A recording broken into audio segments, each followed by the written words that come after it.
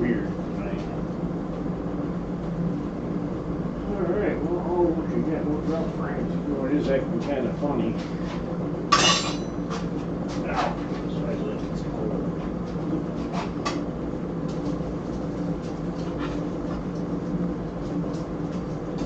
Alright.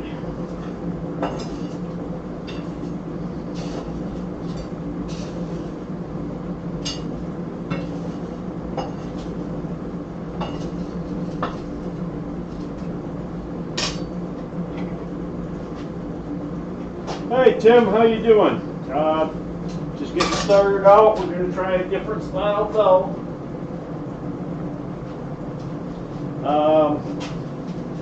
You can see kind of a different view tonight. I may be using that hammer. I just made the die that's in it. It's quite aggressive, and I practiced on a piece that I'm not really sure how much I'm going to be able to do with it, because I'm not really used to it, and it is very aggressive. And just when doing this, I left that big crease in it just because I went too far in the beginning. This is still warm, because I literally just practiced with it. I just made the die over the last hour or so. So we may go over to the hammer, we may not, when I change the cameras around.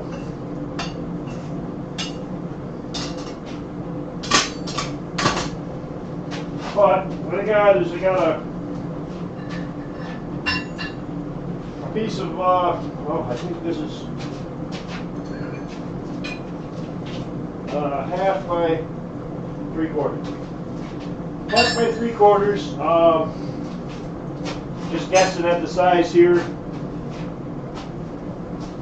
I watched a video of another person making one of these dolls. They used 3/4 round, but I didn't have any. So if I stand back here, you can still see me with the camera there, but if I go over there, you can still see me working at the anvil too. So we'll play around and see what happens.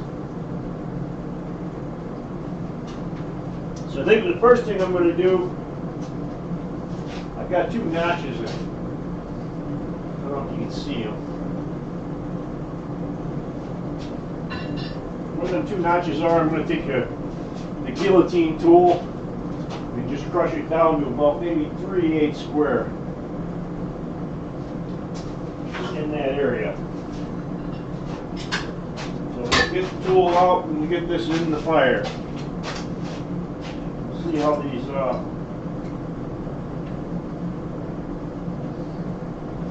these 3/4 inch tongs fit relatively decent on here, so we shouldn't have a problem.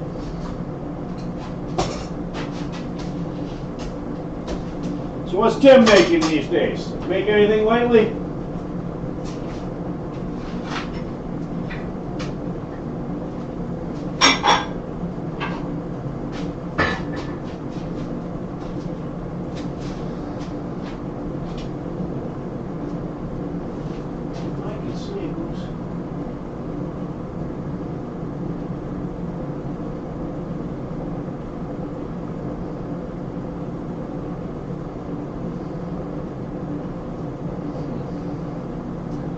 wish I had a way to see who's watching, or how many people. I don't even care who, but how many people are watching. Right now, all I can see is however many people talk in the chat. So I can't tell if there was lurkers until after the stream's all over and I go back to go into the YouTube analytics and see how many individual viewers there was. But yeah, we'll give her a minute. Give some people some time to show off.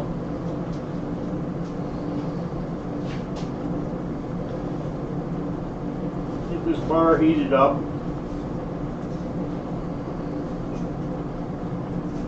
We'll start working, and if people miss part of it, well, they should have been here. I think it's still early too. Yeah, it's 6:03. It's not that late.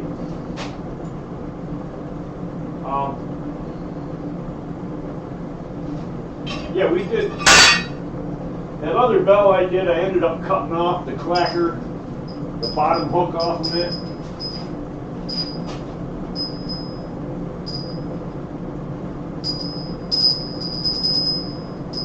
It rings halfway decent.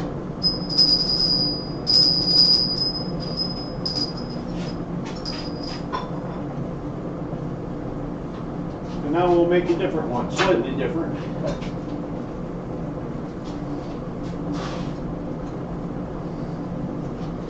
Alright, find their notch.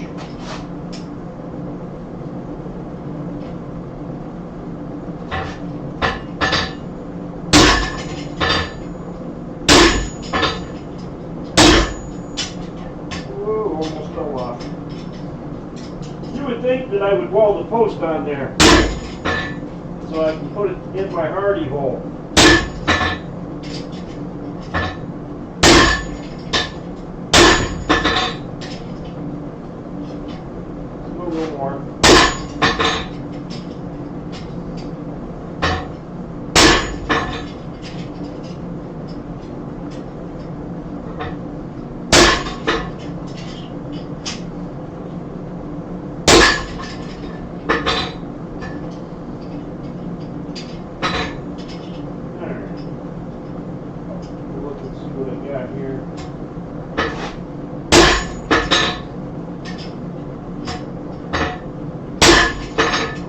Starting to get cool. I'm just using that heat to square it up. I'm a little out of square, so we got it notched down there. I'm gonna heat it up back at the other line. Do the same thing. Like I said, I don't know how much. I got the thing all set up. Used it yesterday at the MABA. What is MABA, Michigan, or Michigan Artist Blacksmiths, maybe? What is MABA?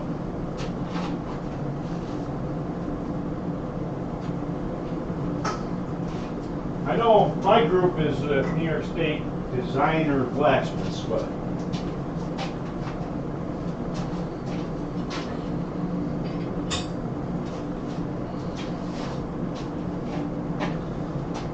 get a good heat on it. We'll do the same thing on the other side. And then we'll go in and we'll do some hammer work right here at the anvil. And I'm going to get it rough shaped before I even go over there.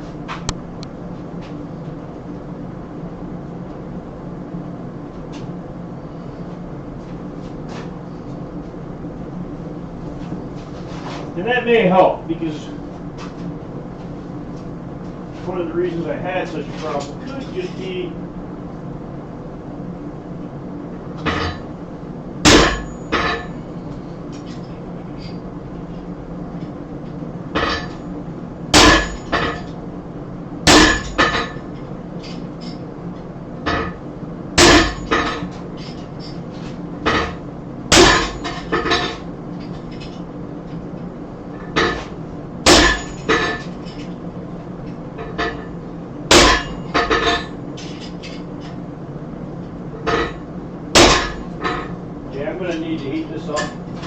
again and go back and work some more on that one.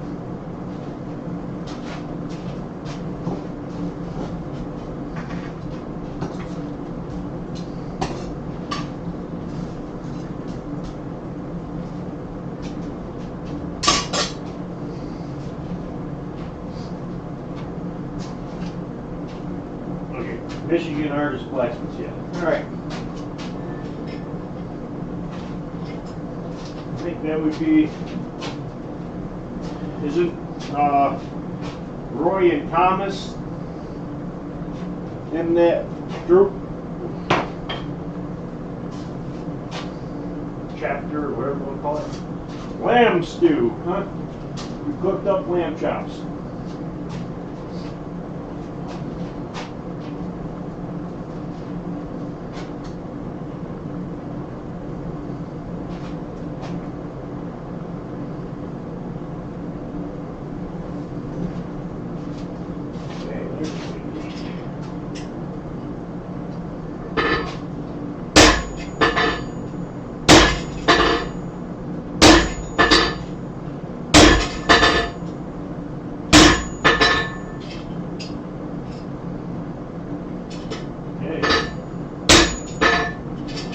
That was a good heat. It was too good. I went way past where I wanted to be.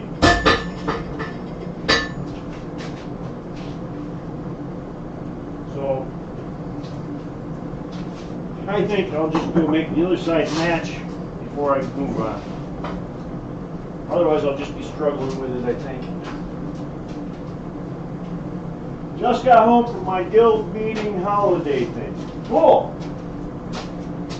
And what's your guild there, Trail Dust? Are you, you're in like Texas, right? Or no?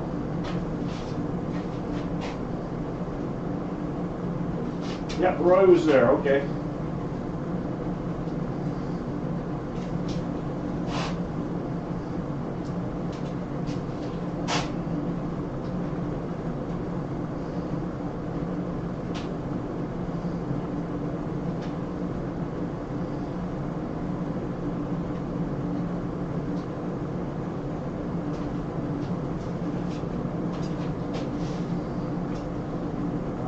Fire's getting cooking now. We'll go a little more on this.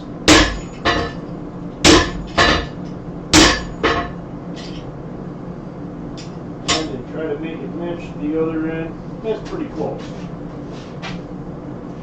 Well, I got that. I can set that out of the way. Done with that big honking hammer. Get my regular hammer out.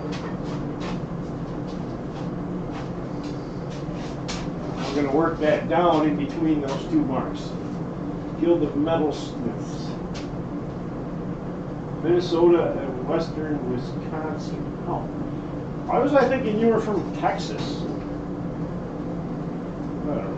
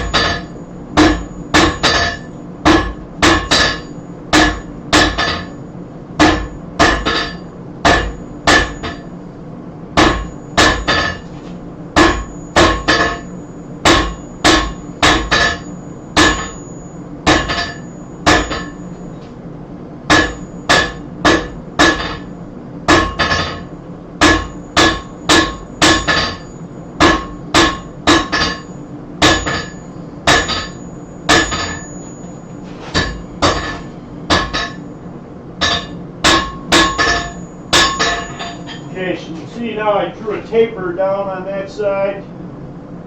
I'll flip it around and do that other side, just the same. That center section is all going to get drawn out later. I don't want to draw it down too fine because I want to be able to hold onto it and not have it flex too much while I'm working on the blades out on the end. Okay, Shane's in Texas now. Okay, yeah. Yeah. Shane, Alexis, for some reason I thought you were in Texas too.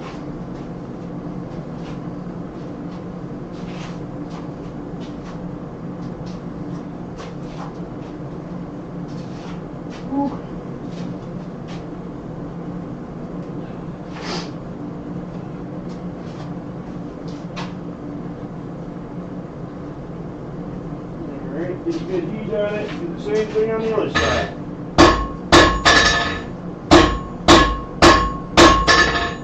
Always leaving that edge. The part that I don't want to push down over the edge, so if I accidentally hit it, I don't ruin it.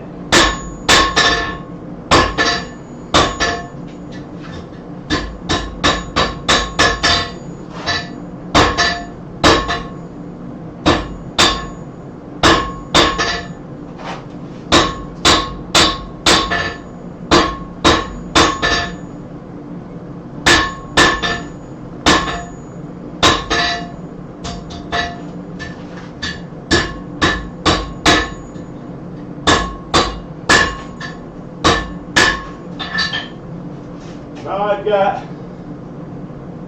don't know if you can see, it's tapered both sides down. So now what I'm going to do is I'm going to come in here and taper this one down that direction. So it'll come down and then go back up.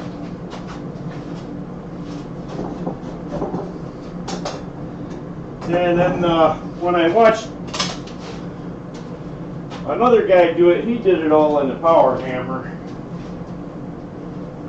All that stretching and most of it. And I may go to the power hammer. I got the camera set up over there, but like I was telling, like I was telling Tim in the beginning, it's really aggressive, and I'm not used to them dies. I just made them like an hour ago and put them in, and literally tried drawing out a piece with them, and it went very, very fast, and I'm not used to them, so I didn't have very good control.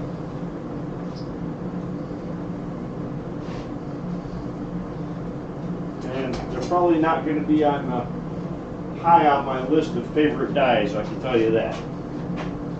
But in the meantime, we'll start pre-shaping this before we go over there. If I do go over there, I may just end up doing the whole thing right here.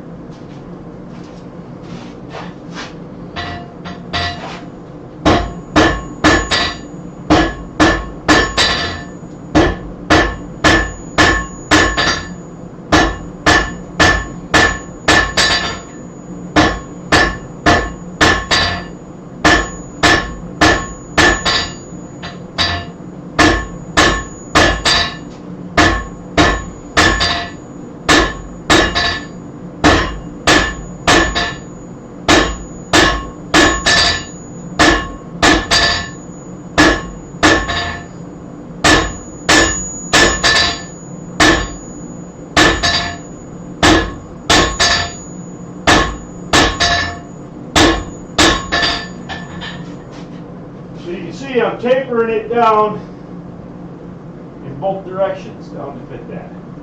So I'm making it thinner that way and that way.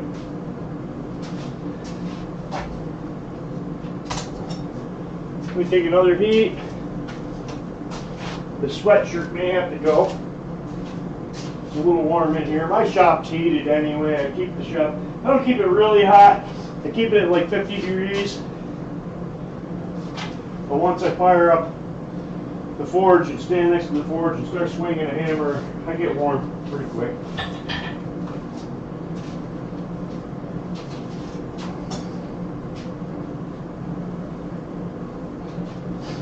All right, keep going, doing the same thing, tapering down both ways.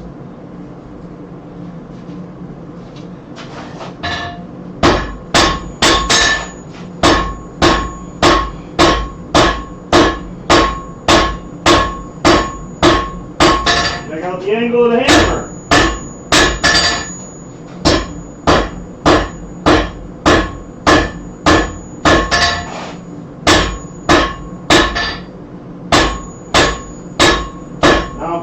flat and just cleaning it up.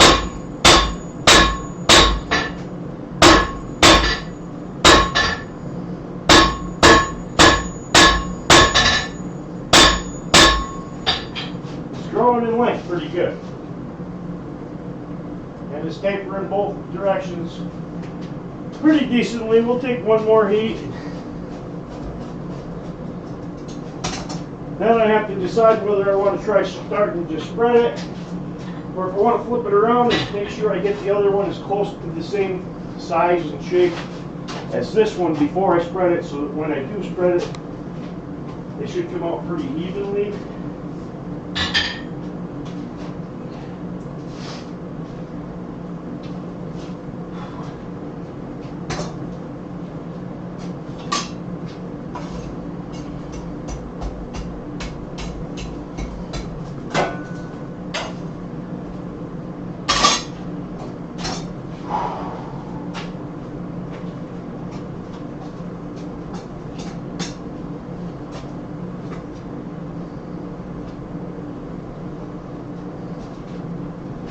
Yeah, I'm trying to think. I don't think I've ever made a trivet, to be honest with you. I probably should.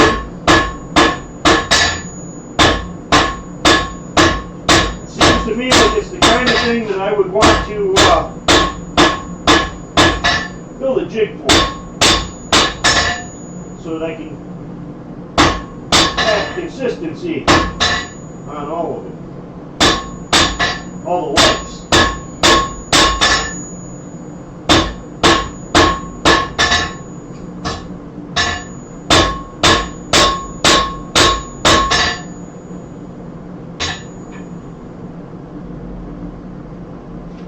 I'm starting to look here, and I think I'm starting to develop a crack down in there. Right in that area, right there.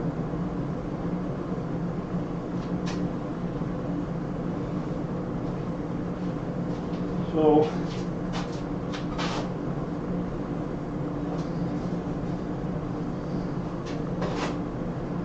let me flip it around, go to the other side, start tapering that one down to match. So before I flip it, I'll take it.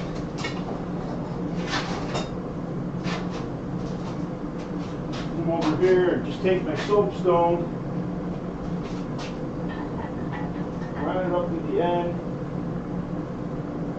and put a mark on my anvil. So when I draw the other one out, I'll know how far to draw it out to make it match. I'm usually pretty good at eyeballing it.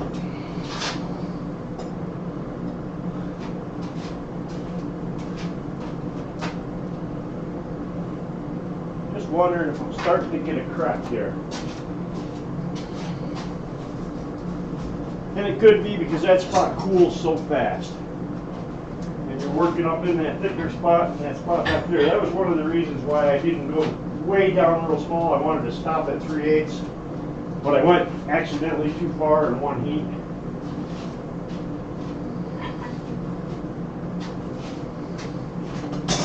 If I have to start over, it's pretty easy to cut a new piece. I got a whole bunch of stock that's this size that I got out of somebody at Quad State.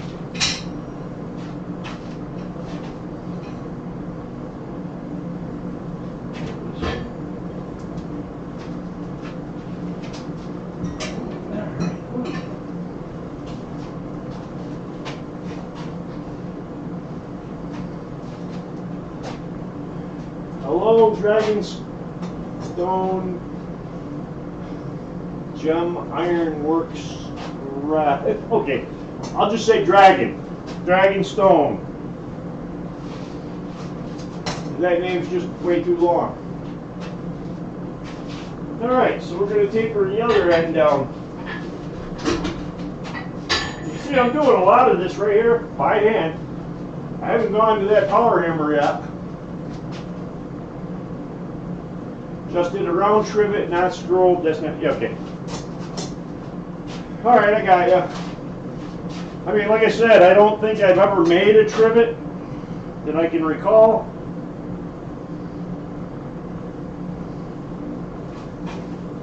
Which means that I probably didn't, because I would recall.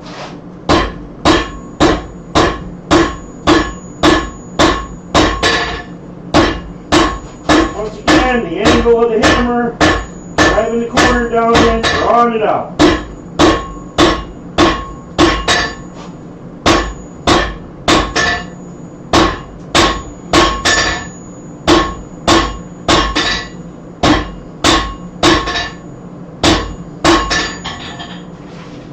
Starting to draw that taper out. We'll get her hot again. I'm going to go back a little quicker so that I don't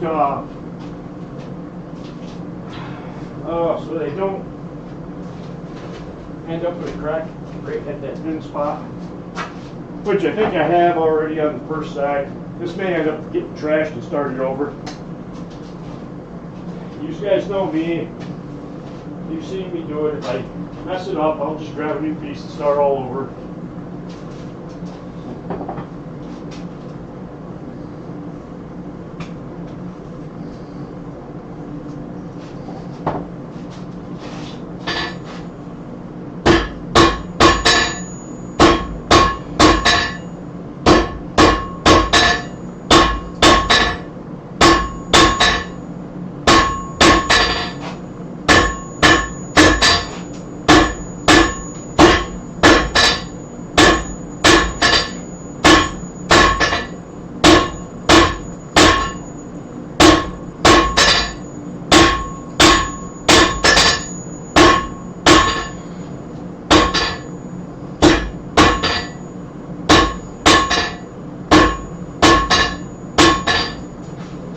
You can see I'm getting pretty close already.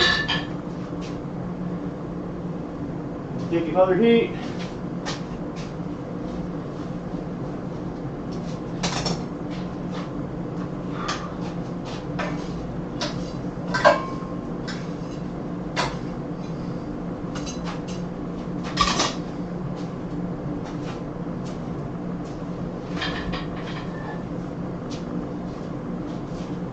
Okay, so Dragonstone is Daniel.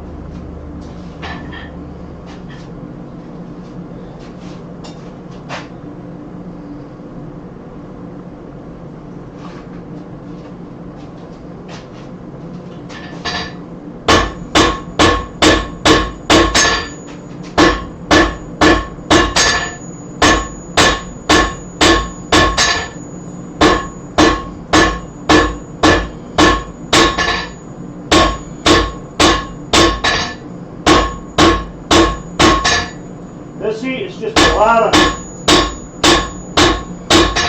smoothing it up, evening up the taper from one end to the other.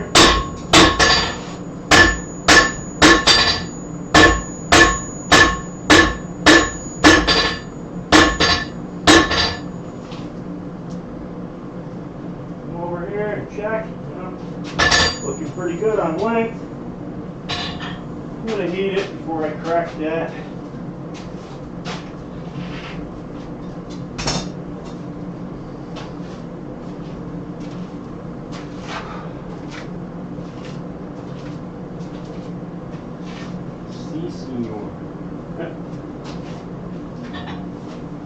Alright. So, like I said,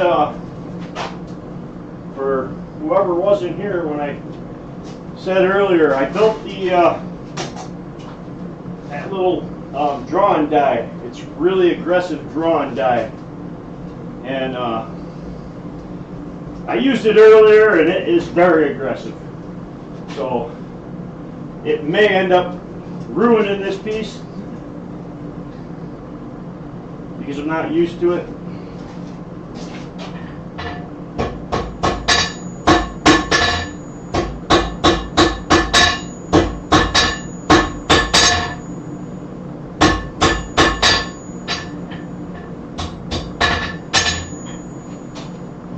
We get a little heat here and I'll go over and we'll use that hammer and start spreading that a little bit. See what happens. I got to get used to it sooner or later. Nothing says I gotta stay over there and do it all over there. You know, like I can rough it down a little bit and then come back here and finish it up by hand so that I can get it more where I want it.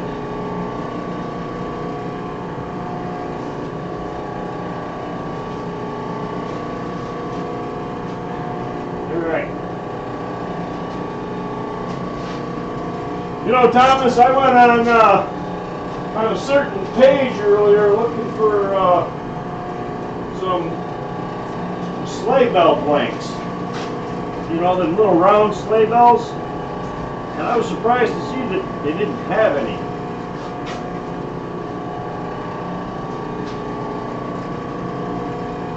Alright, so we'll come in.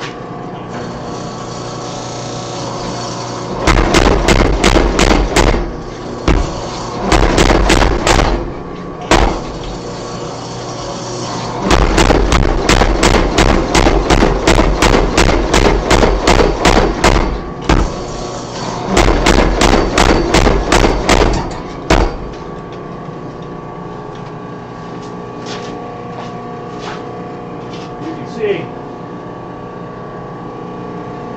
that I beamed it out pretty quickly. I'll get a little more heat. Go in and take them sides down. I don't think I'm going to do too much over there. I think I'm going to do a lot of it right here. I'll just get most of it roughed in, and it's going to be really rough because I'm not used to them dies.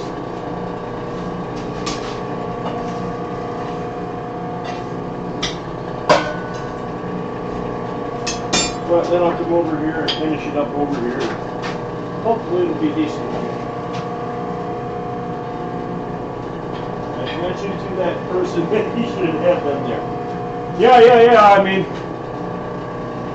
I think my wife may have went to a competitor and bought some. Just saying.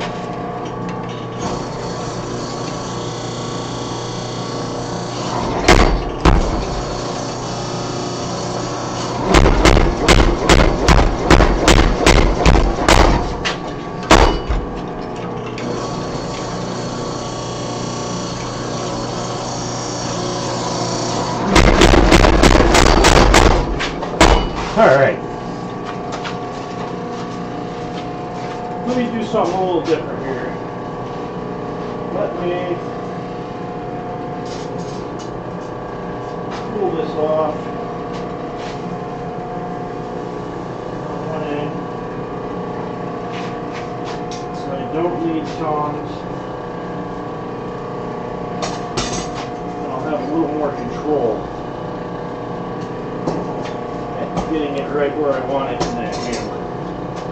As you can see, it's kind of hard because once you beat that big groove in there, it wants to keep sliding back into that groove or off to the other side.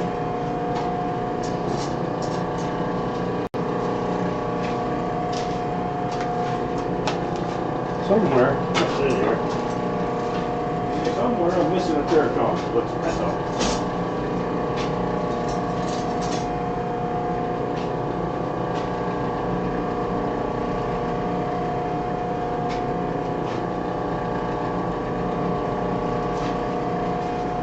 Alright, let's see what we can do by hand.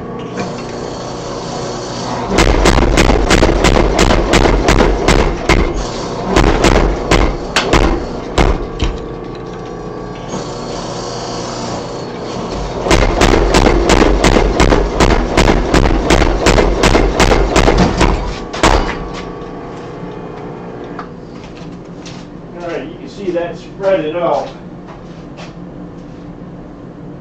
quite a bit, but it really made it a really cattywampus, and I'm going to have to go back and fix that.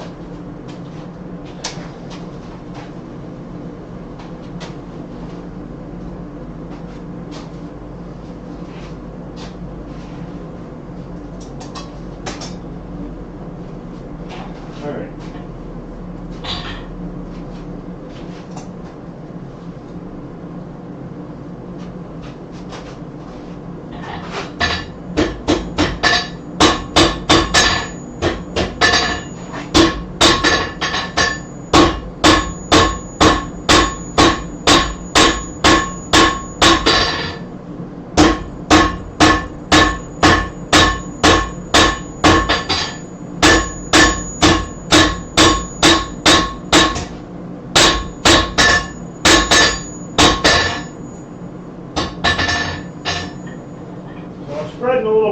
in this area before I move on.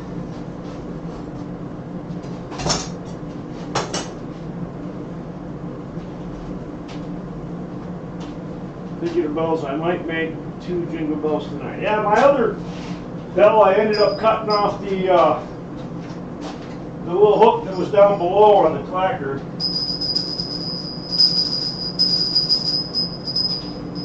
It rings all right.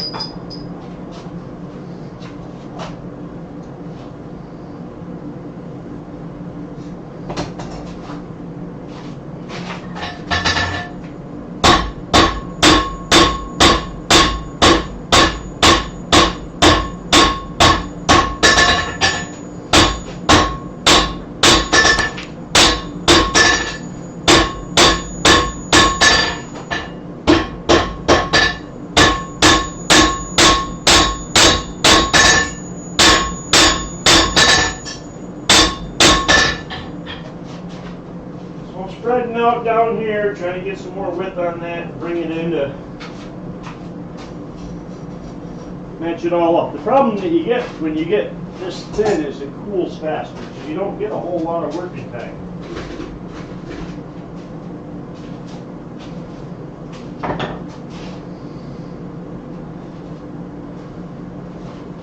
But it does heat faster too, so.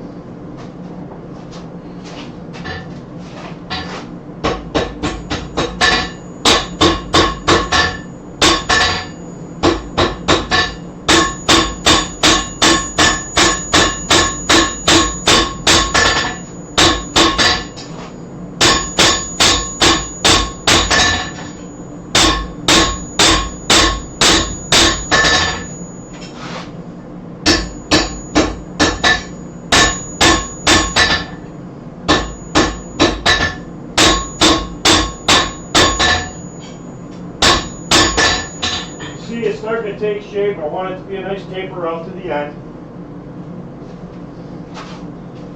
You can also see that when I started, I got too aggressive and went too thin in the circle, and now I got that big line down through there, right through the center, where it's real thin.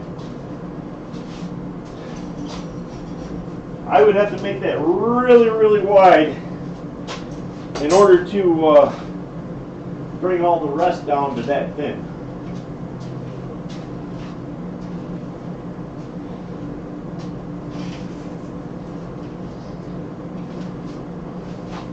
Yeah, it spreads quite a bit. I mean, there's a lot of material there. I had 1/2 by 3/4 square, or rectangle. Some stuff that I got off of trail dust there at Quad State 2 years ago. I had a bunch of it laying around. I hadn't used it yet. I grabbed a piece out and said, yeah, close enough.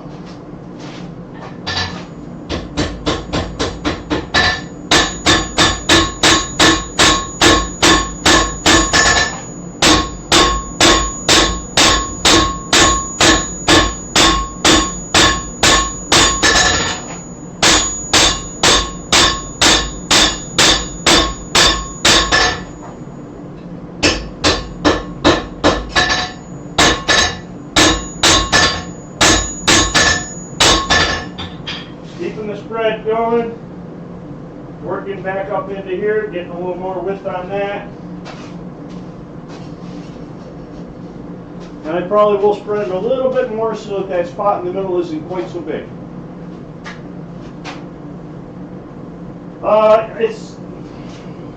You make the 2 halves and then you fold it around, Thomas. And the 2 halves don't come together all the way. It's hard to explain. It's just a different kind of belt.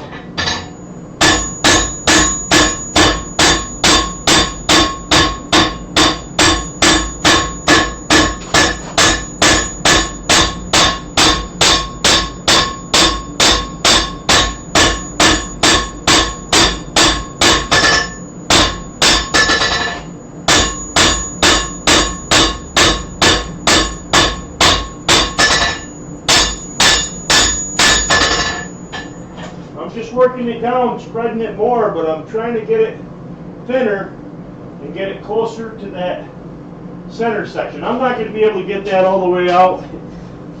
That's just, I went too deep in the beginning.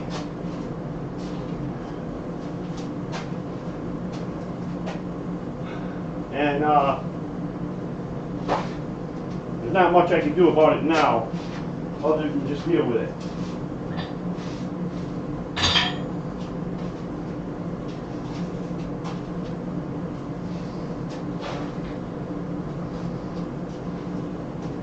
And I mean, this is basically, Thomas, this is the outside of the belt that I'm making now.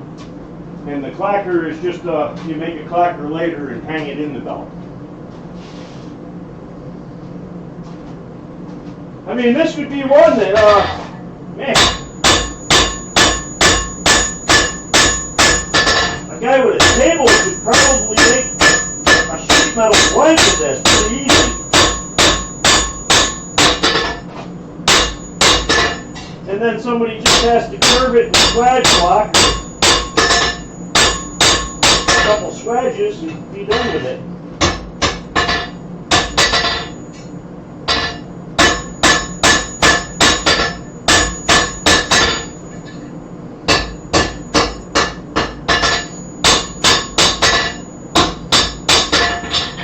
Still going, still getting wider. I'm just getting it flatter and smoother. The very end I'm not worried about, because you'll see I'm going to trim that off later.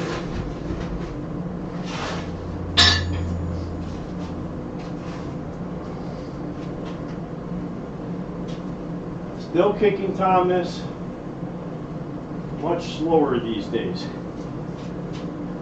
Oh, still kicking Thomas. Okay, I thought you were still kicking Thomas. I was like, okay. I've met Thomas. I can understand why you want to kick him.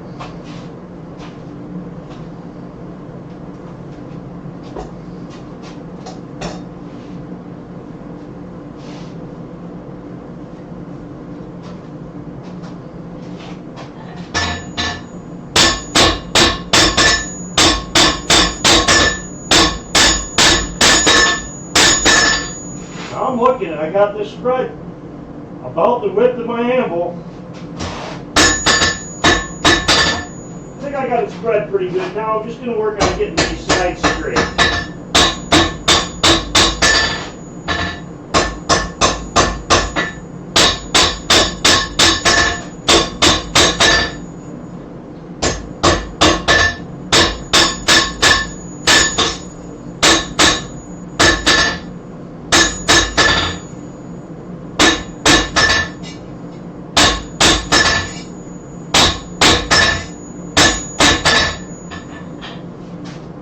Alright, we're getting pretty close.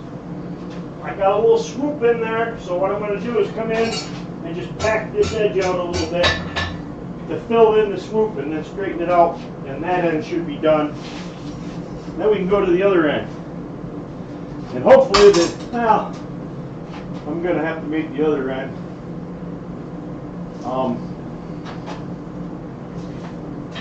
About the same as this end to make it match. So.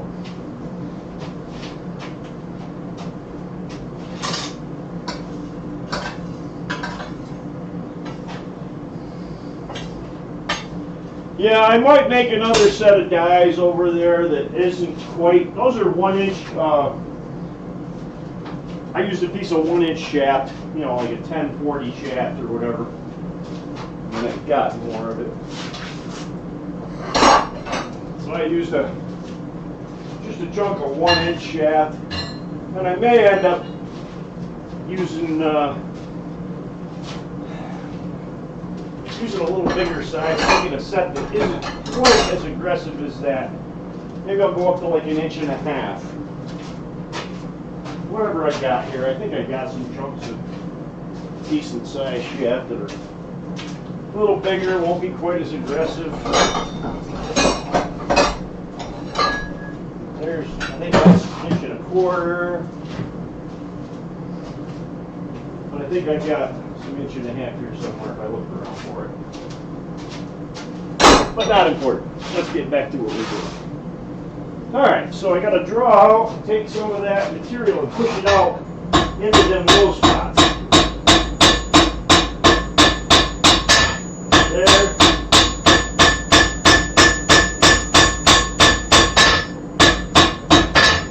And there.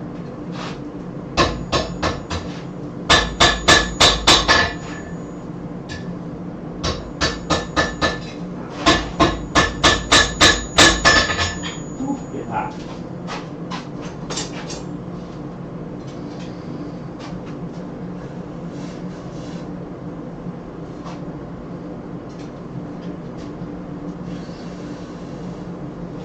Okay, now what I'm going to do is before I move on, I'll just pull the whole thing right now. Before I move on, I'm going to come over here on a little table I got that you guys can't see. And I'm going to take a soapstone and just trace out that side on the soapstone so that or on the table so that I can match it with the other side. Let me put a little pointer on this soapstone. Alright.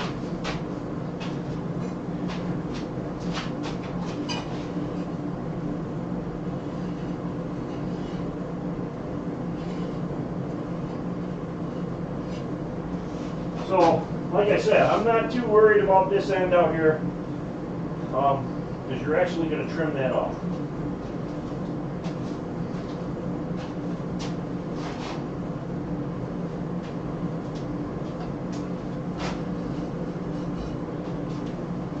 Thomas, we know he's lying because he said he had a friend. And from that point on, he lost all his credibility.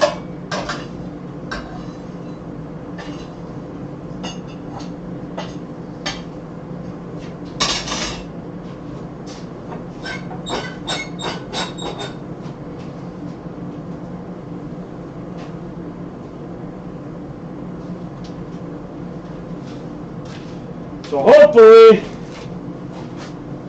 that narrow spot doesn't have a crack in it and the rest of it will go without a hitch.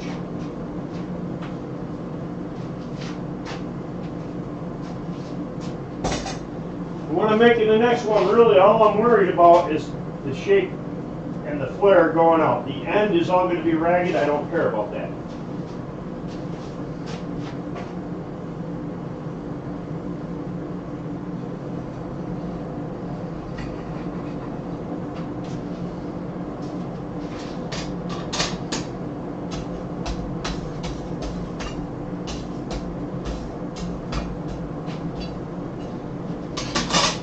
I absolutely despise this coal, and I've got about 20 more bags of it to burn up before I go buy more.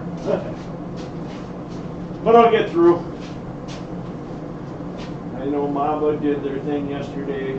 I didn't go, just stayed home and did some home cleaning. Okay.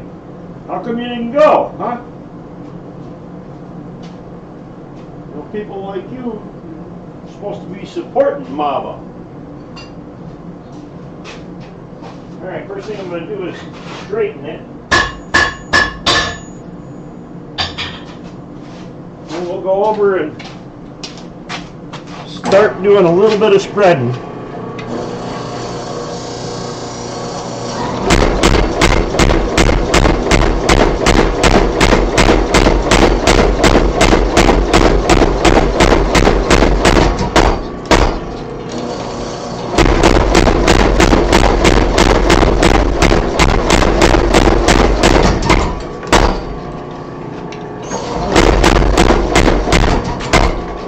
Alright, once again,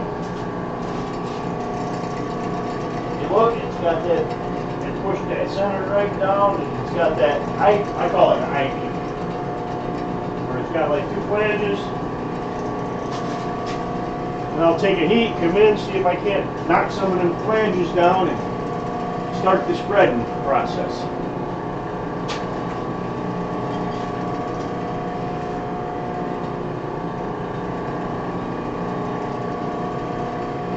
No, not really. I mean, what I'm actually worried is by the time I get done, it may actually break in half.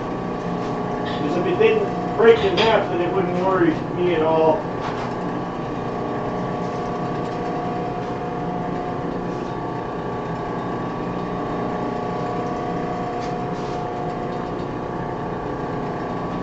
I heard Roy was there. You could have roped him, Thomas.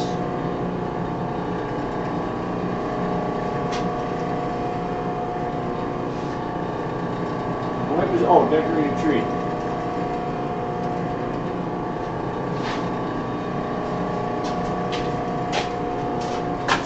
Maybe she's trying to get your attention.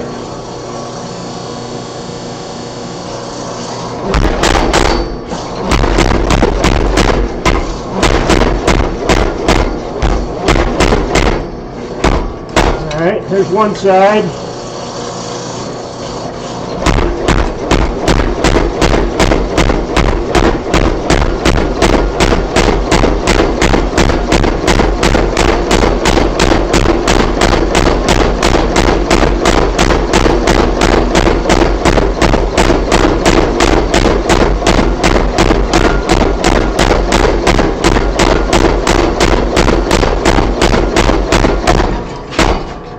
Whoa! Alright. So we got some pretty good spread on there. You can see I got a little aggressive right there. Got a big bump that I'm going to have to hammer back in. I think that's probably about as far as we're going with that hammer. The rest is going to be by hand.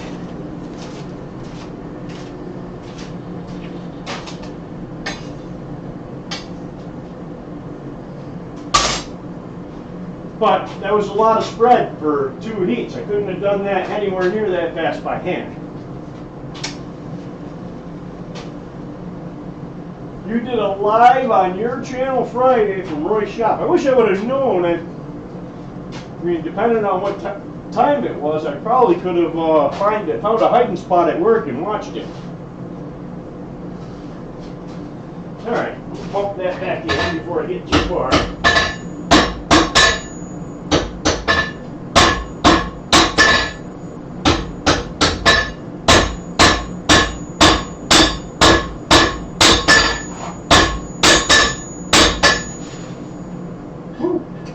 That now already has enough width.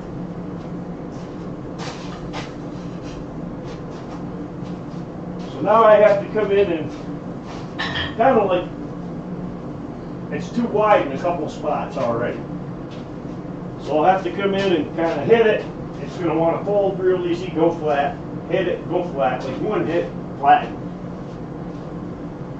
Live at 9. Oh, well, at 9 I probably could have caught it. By then I had most of my work done. I could have just sat around and watched it.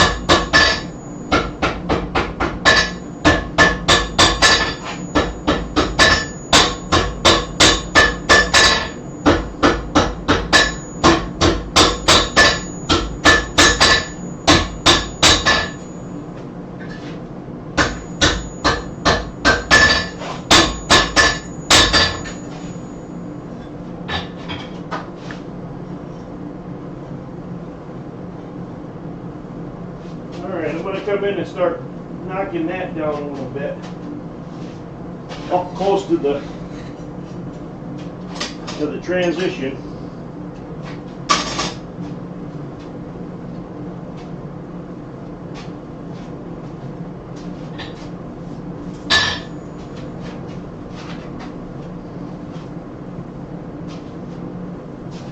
Okay.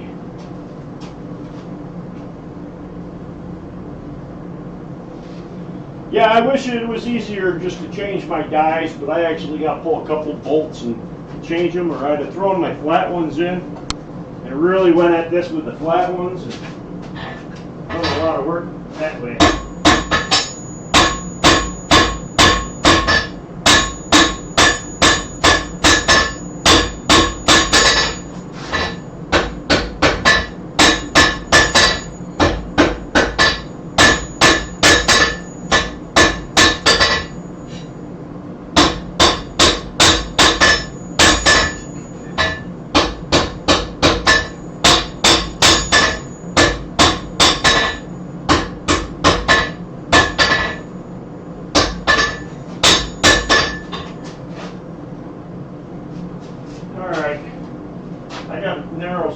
this out right here.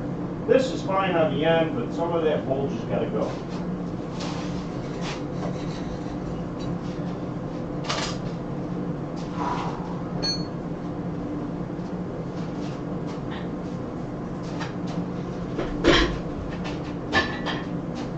All right.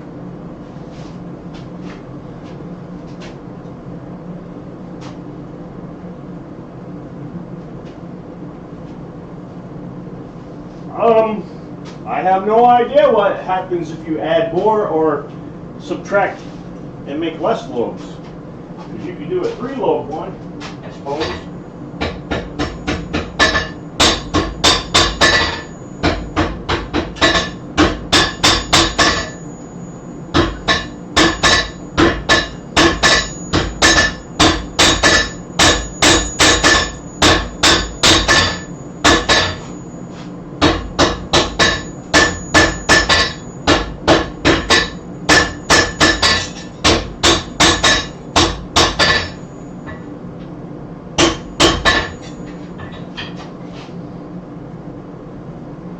Alright, we'll just keep going.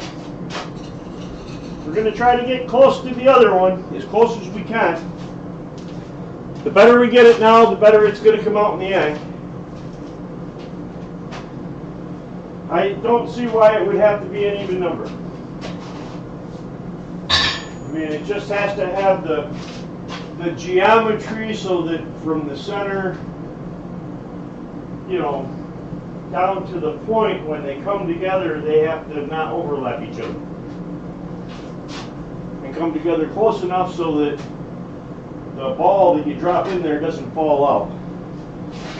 Like the blanks I saw at, I think it was Blacksmith Depot, said just put a half-inch ball bearing in. Not supply, of course.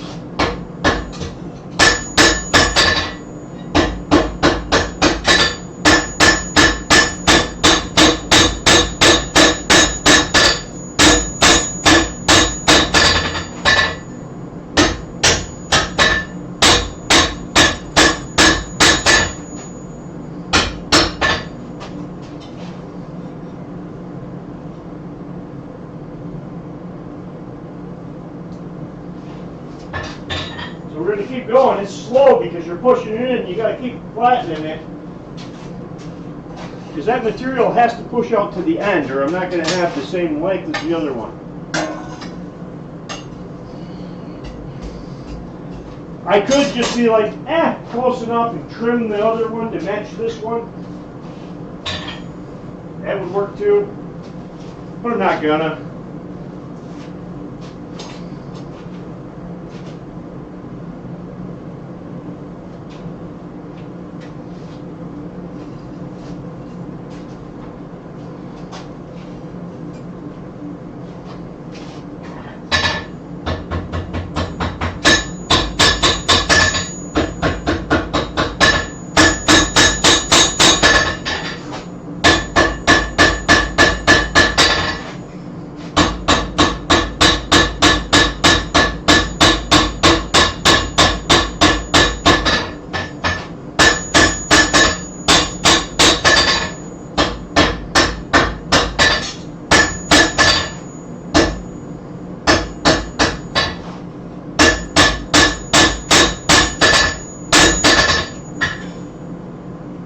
Back check it, got a little more to go.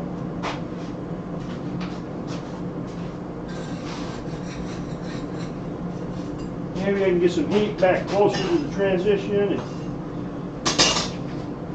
grab a little material there, stretch it out.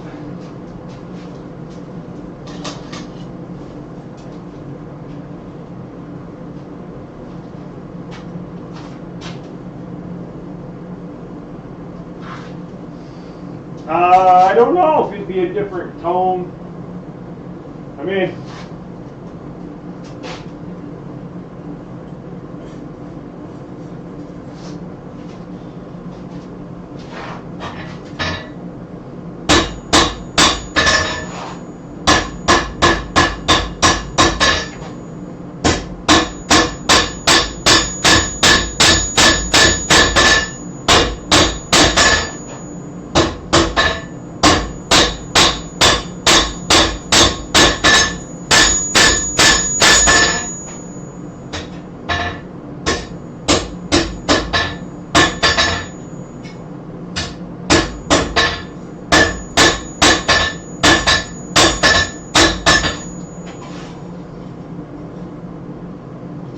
close.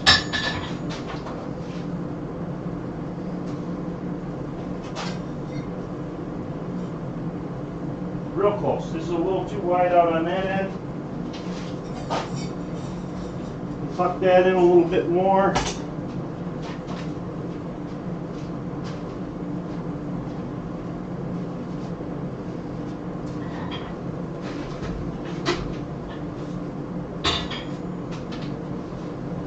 Yeah, I mean, generally the smaller the bell, the higher the pitch, and it's not as loud.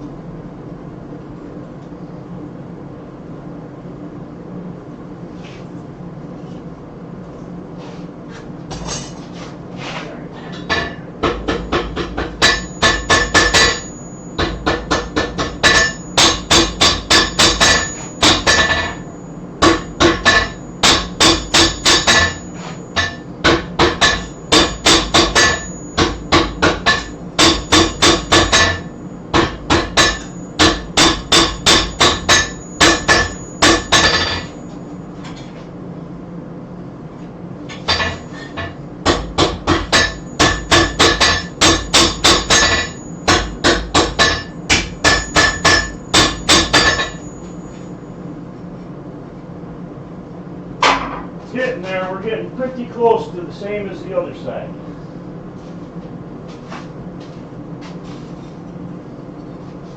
As a matter of fact,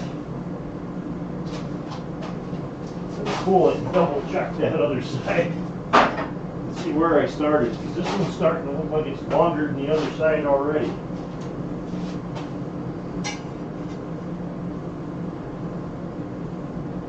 Okay, yep, no, that's for the transition. That's pretty close. Pretty close. Just got a little bend in it, which maybe I can take out cold. Alright. So now that we got both them lobes done,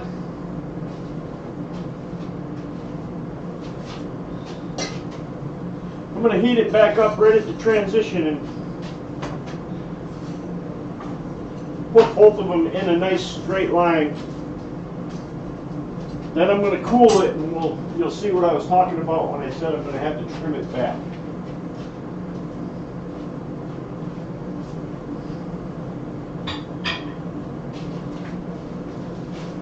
What's up, Shane?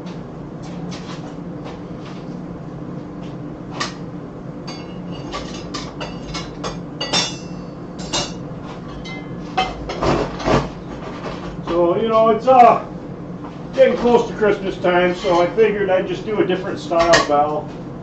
You know, I made another bell with for those that didn't see it, with a little loop on it. Now we're doing just a different style belt.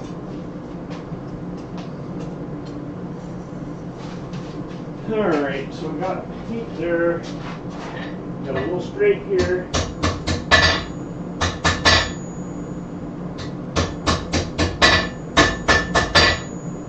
That looks good. What I'm going to do is heat it right there and give it a little twist. And right there is where that crack is, and I think it's going to break right off.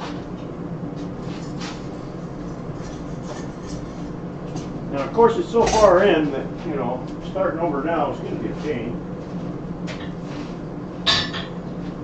Sometimes I'll cheat and put a little MIG welder in there real quick. But my MIG welder ran out of gas because I left it on.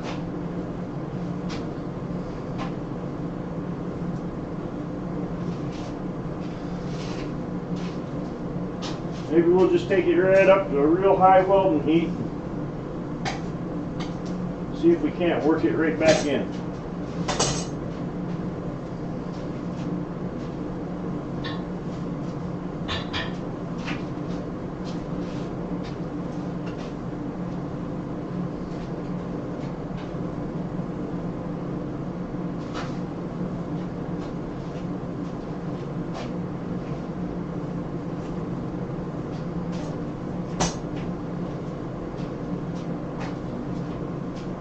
Yeah, there you go, Thomas. Go ahead and make a few different styles, and maybe you can do some 5 or some 3 lobe or some 5 lobe, or now see where it would make a whole lot of difference. Even in the sound, I don't see where it would make a whole lot of difference.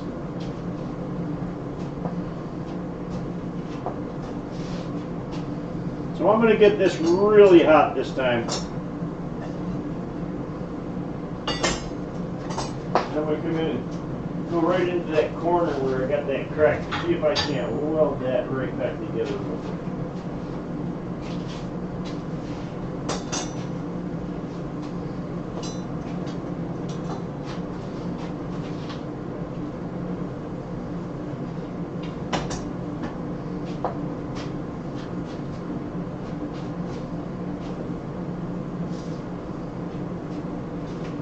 Yep, see where the adventure is when you get back. Absolutely.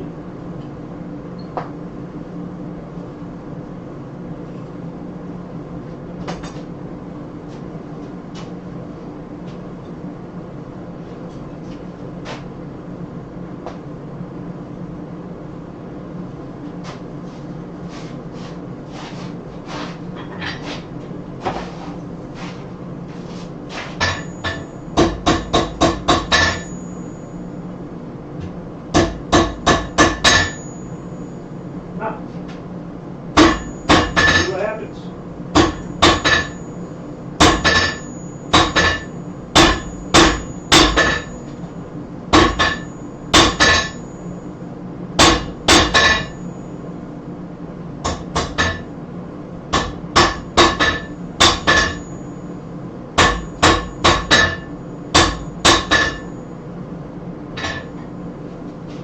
I don't know if you can see it right there. I'm going to let it cool down a minute.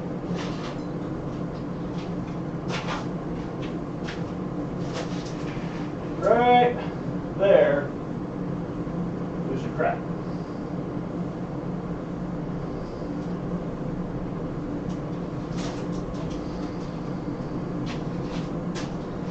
So, I've got a few choices. I can start all over completely. Like I said, it wouldn't even bother me to throw a MIG weld there if I wasn't doing a demo. And if I didn't leave the gas on the other night, run my MIG welder out of gas.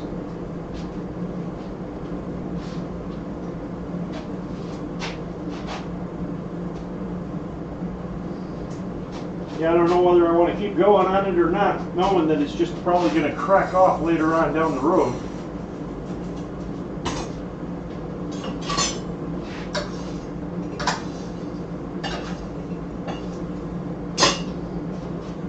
Yeah, I could get the torch out, gas weld it back together with a little bit of coat hanger or something, filler rod. Actually, it's a coat hanger. I've actually got real filler rod here.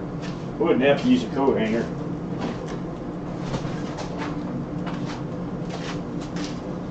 I have real filler rod. I don't have a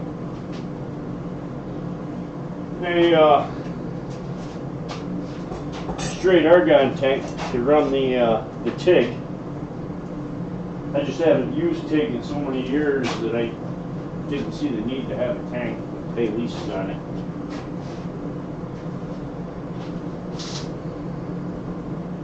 Now let's play around with that center section a little bit and stretch that out.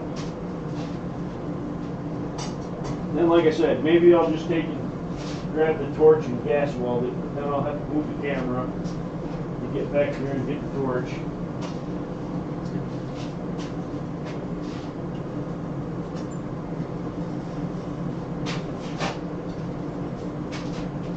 Alright, so you see I'm still pretty thick in the center. We're going to draw that out.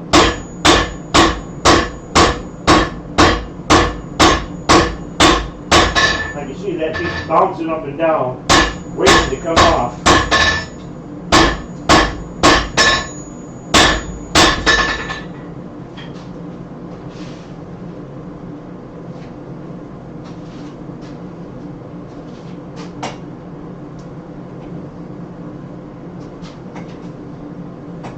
So, what else can I do? Huh.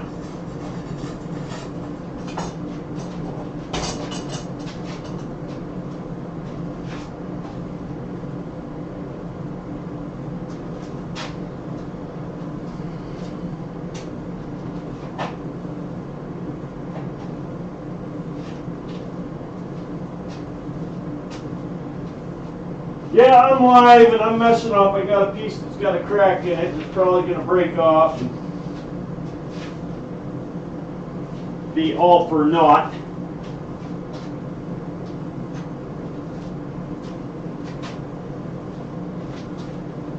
In the very beginning, I went too thin when I colored in on one side. And I shouldn't have let that thin and left it a little thicker.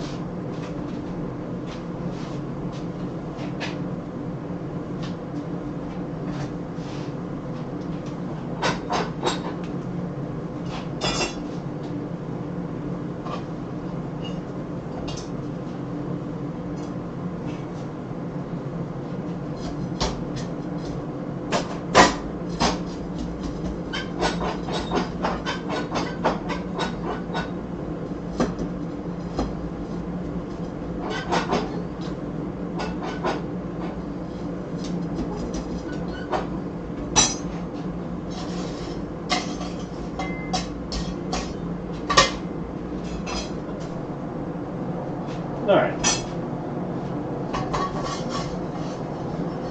Clean that part, get a little more heat there.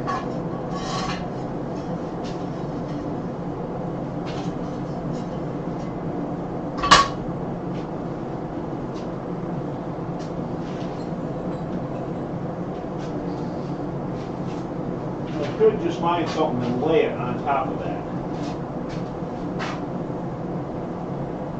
Yeah, getting crowded. Yeah, I got a few people here. I mean,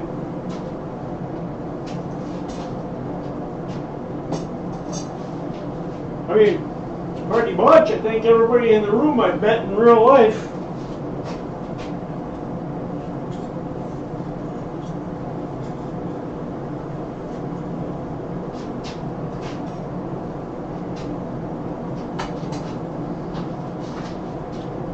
You know, I'm going to try something, just for the heck of it. I got a piece of welding rod. I'm going to break a piece off, but first I'm going to flatten it out a little.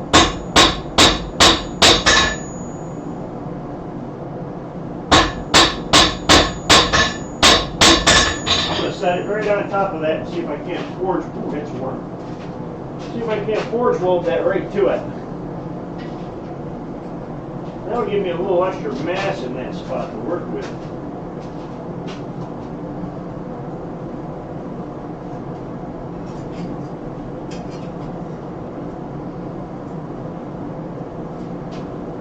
Although once it cooled off, it looks like I may have done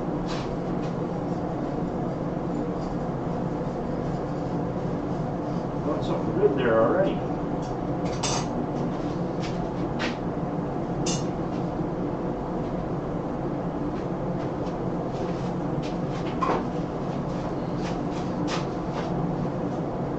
Yeah, this time I'll use a little flux.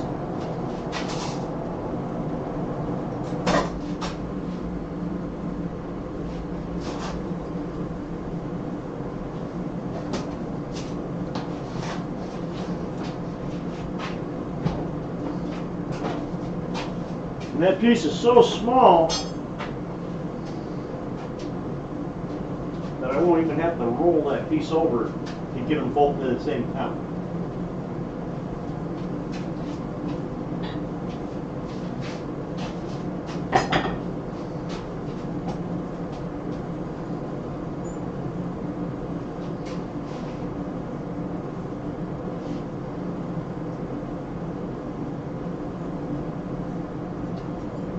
Oh, did the piece fall off?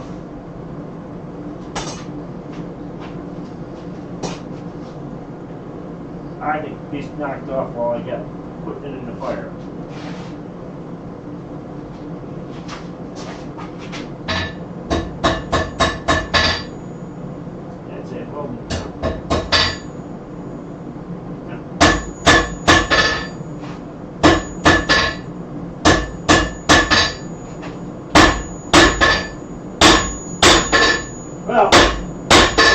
start beating this center section. If that falls off, it falls off. We'll see.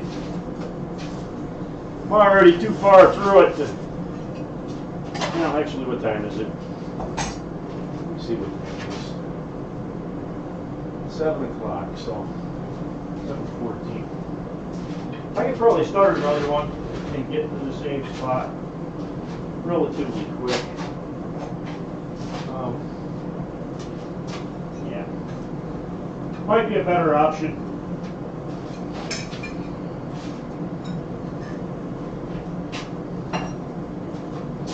Nah, I really would never tune in to watch me. I'm small potatoes.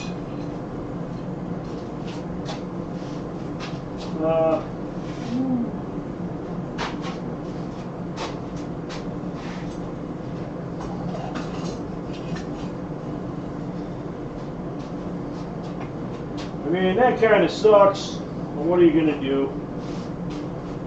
I should have stopped right when I first necked it down, because I knew it was going to be too small and end up being a crack later on. Alright, set down a piece of scope. Something you'd think I'd have 100 pieces of laying around here, but I don't. Alright, I think we started with 10, halfway was 5, 6 and 4 was our divots. Put some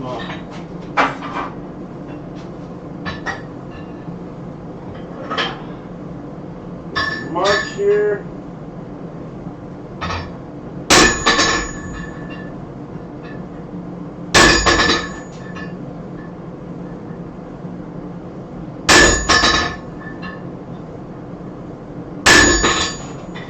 Nice deep marks. I used to do center marks with a center punch. And then Steve Mankowski, when he was demonstrating, he put the notches on the side like that, and he said they're easier to see when it's hot, and they are. It's a lot easier to see the mark on the side.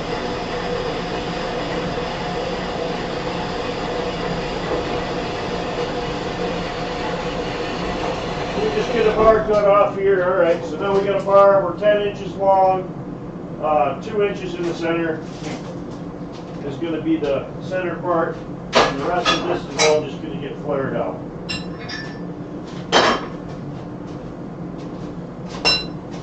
All right. If at first you don't succeed, shut the stream down and walk away. All right, man. Good luck, Daniel. I hope it's good guests, people you want to see, and you know, not unexpected guests like the cops or you know.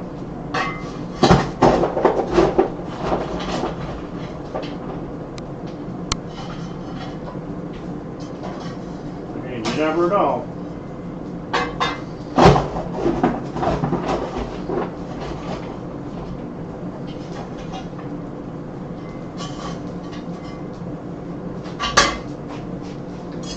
Alright, let's start over. Let's see how far we can get. See if we can't get caught back up by, I say 8 o'clock. If I don't finish it tonight, we'll just finish it next weekend. But, yeah.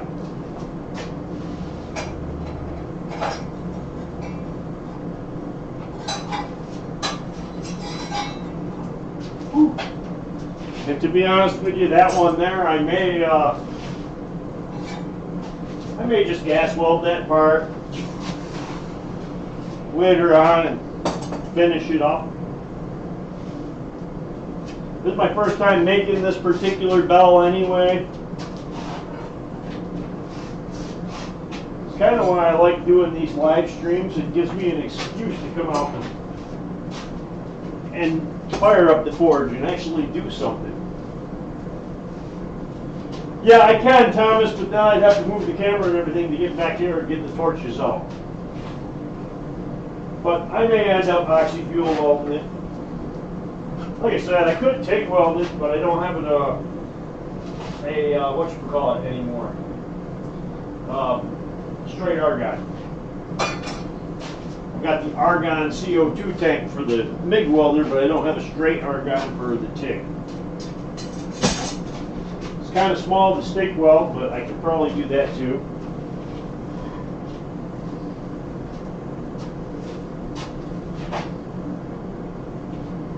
But in the meantime, if at first you don't succeed, try again.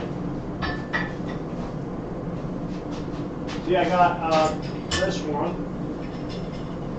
I'm actually going to use this time instead of just trying to do it by hand over the edge of the anvil. I could do that too. I mean, works on, making my hammer skills better.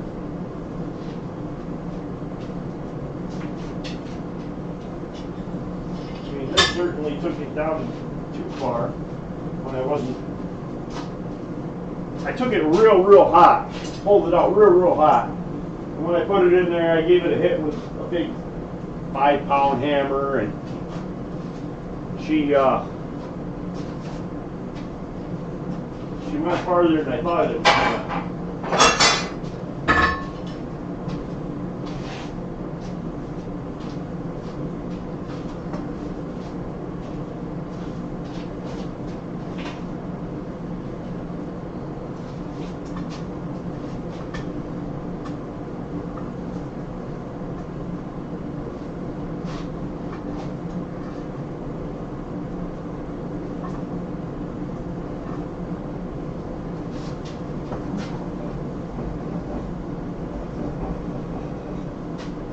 Alright, find your mark.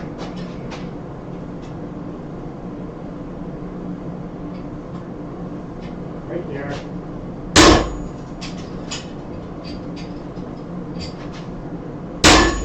Yes, I know. I need to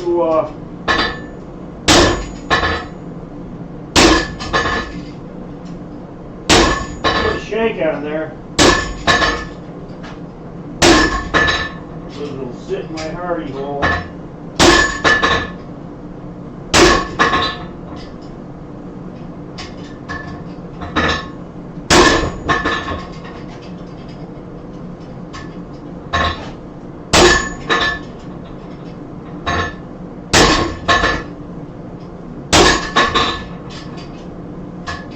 Okay. That's what I want, about a 3/8 square.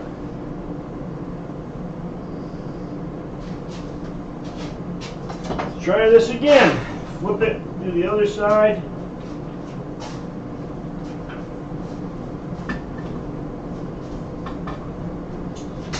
I just cleaned out my fire and I pulled the head out. She was hot. I had to give her a second to cool down so I'd be able to even find the mark. Flip it, let that new area warm up. Pull it out, start trying again.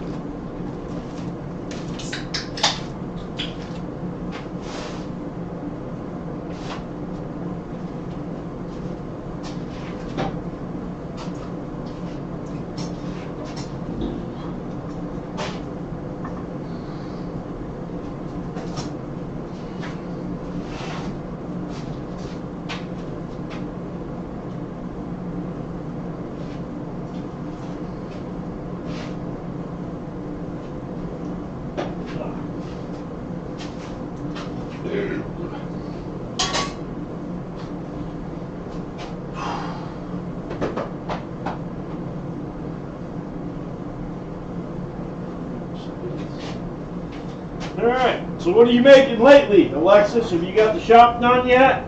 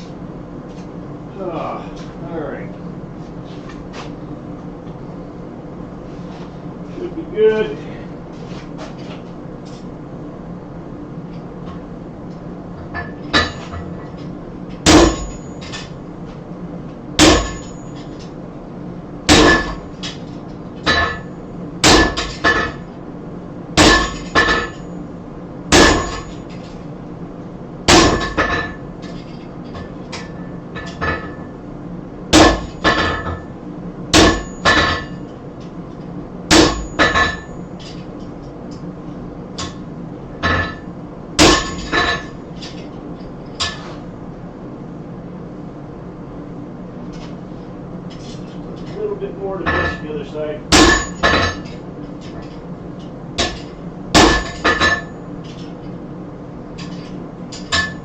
It's pretty good. All right, so we've isolated that spot. We've made our piece that's going to be the flare. So once again, we've got to taper that flare down to that spot we just made on both sides.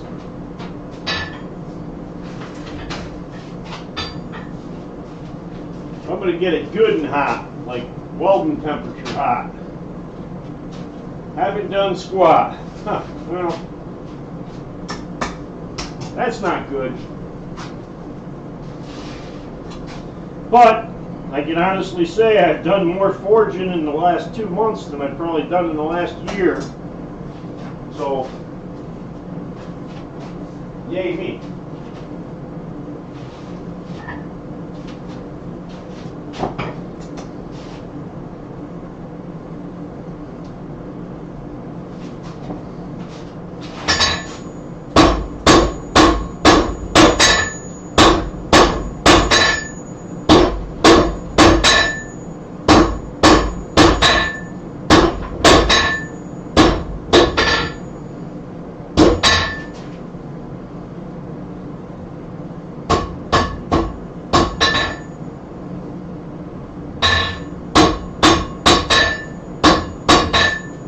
I think I'm seeing why I got that crack. I don't know, you guys probably won't be able to see it, but there's little steps in it because that corner that I'm using is too sharp. And that's putting a little stress crack in it. So, with that in mind, spinning around this side where I've got a little radius.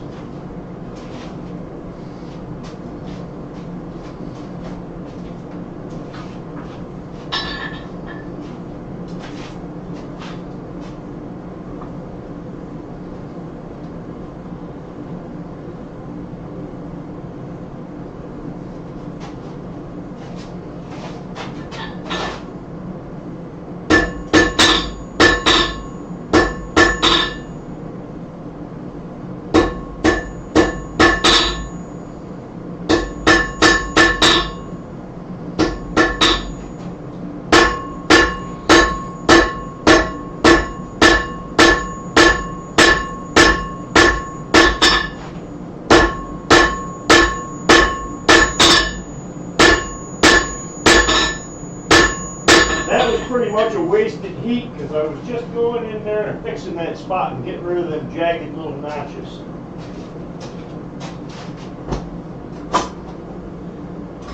Clean a bit of clinker out of there.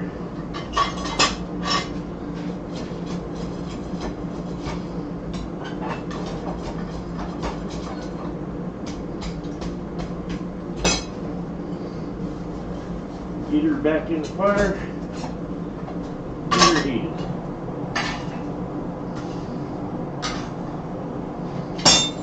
All right, let's try again. If at first you don't succeed, try again.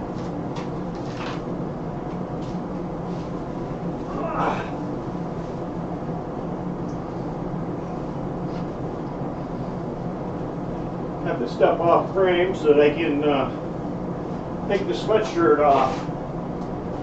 Let's take my hat off. I didn't want to blind anybody with the glare.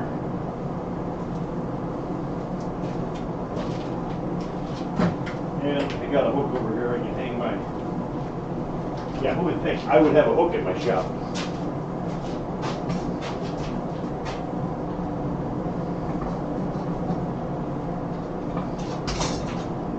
All right.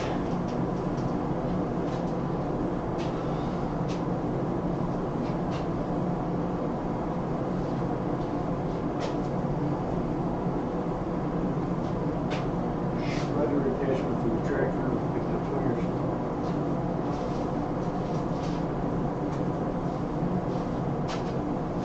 All right.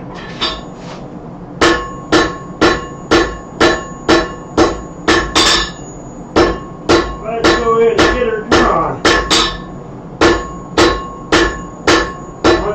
the angle of the hammer, driving it down in, spreading.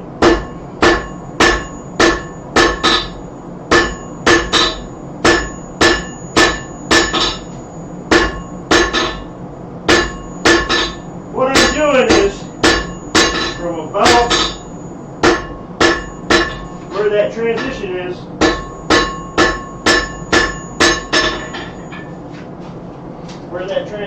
I'm trying to draw a taper in both directions. From that transition right out to the end, one smooth taper.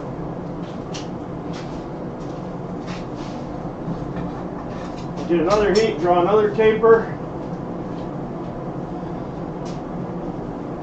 Blinded by the, yeah, you would get blinded by the light.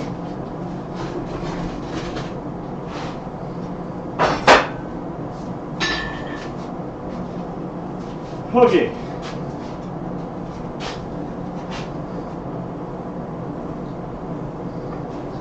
So, like I said, I believe I found what caused my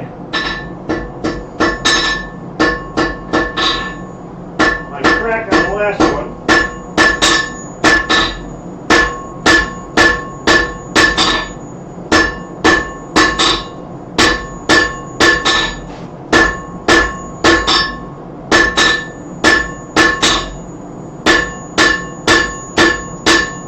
All I'm doing is just trying to get a nice, smooth, relatively even taper up to that end of the bar. And I'm purposely leaving like that last quarter of an inch, trying not to hit it so that then you keep going past there, you're never going to know when you're there.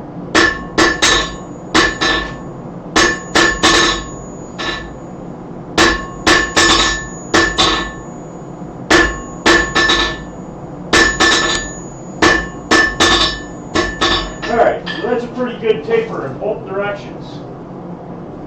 So I'm tapering that way and that way. So now, unlike last time, this time I'm going to flip it around. I'm going to do the same thing on the other end. And go both ends one step at a time, one step at a time.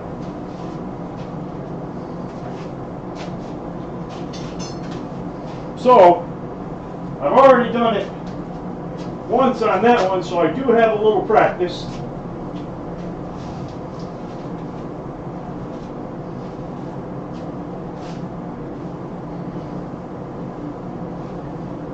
In the fact that I made that one.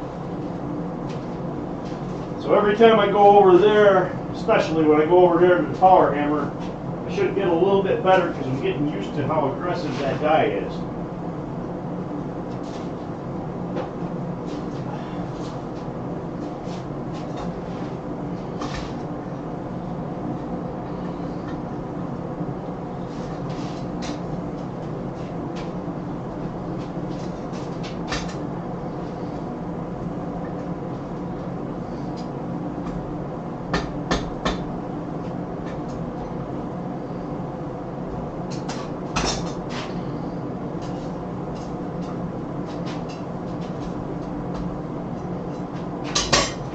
Alright, heating that other end up and we'll start hammering that one out.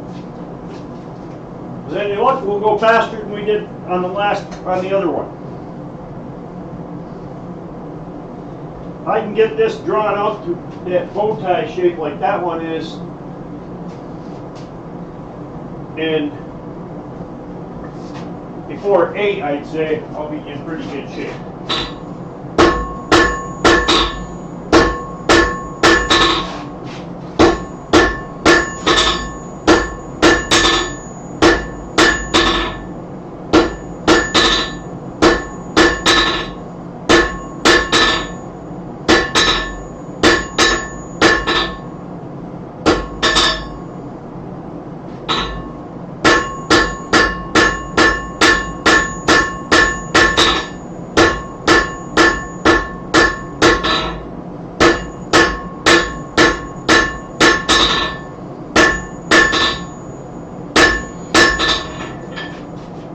started it. Taper in there, and we'll keep going. One or two more heats and we'll have that taper drawn out, hopefully. Probably 2 more heats, maybe 3. Depends on how aggressive I get.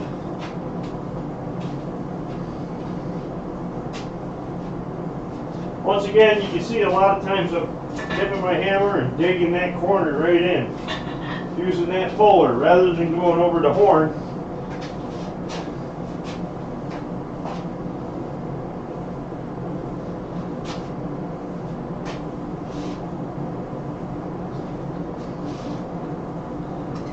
And I mean,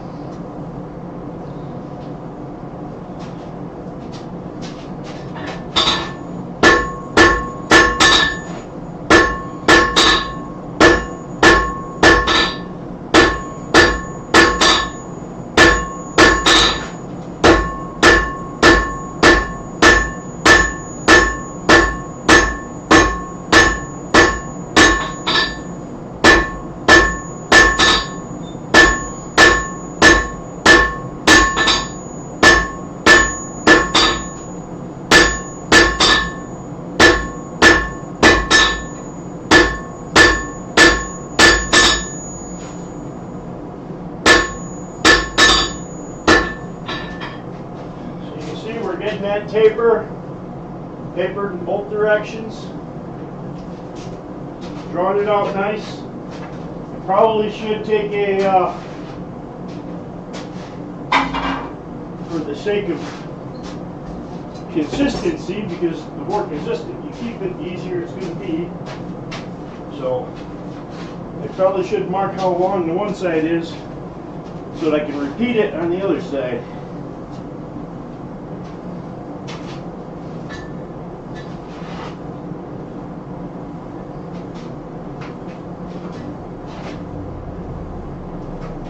I do this all the time, just draw a little line on my anvil.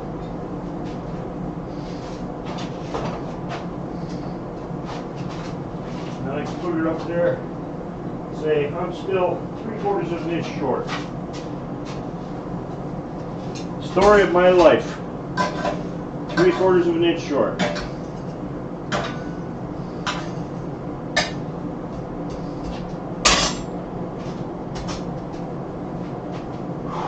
Alright. Well, you guys aren't very talkative. If you talked more between yourselves, I wouldn't have to talk as much.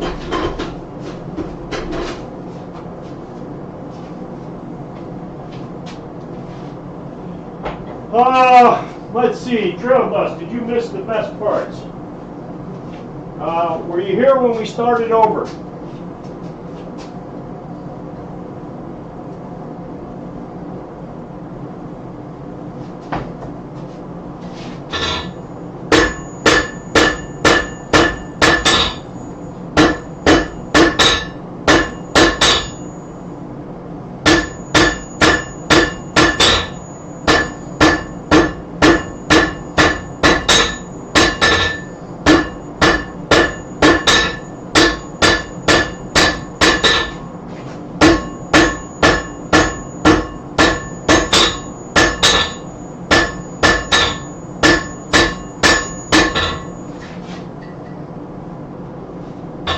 Yeah, we are almost there.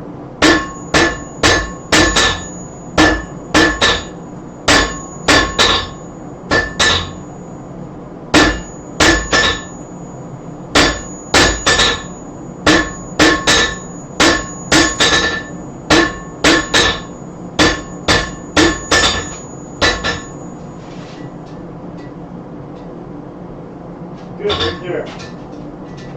So I'm just going to work it at low heat. Don't have to do this, but I'm just cleaning it up.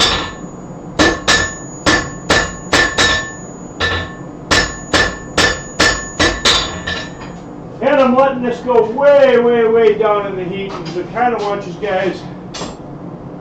Yeah, I put a piece on top of it. I was going to forge weld it and it fell off. And I just decided to start right over. But I'm letting this cool right down so that I can show you too.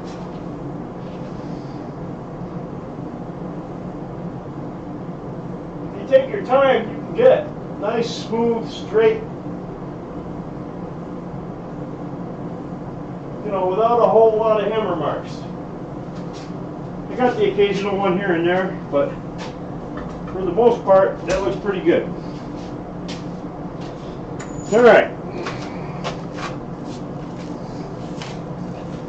Now we'll go back over there and we'll see what we can do and see if we're gonna mash it into oblivion or make it work.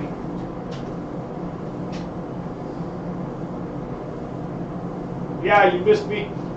I stepped off camera though, so that, you know, we wouldn't have any lawsuits for burnout corneas or, you know, in today's day and age, you can't be too safe.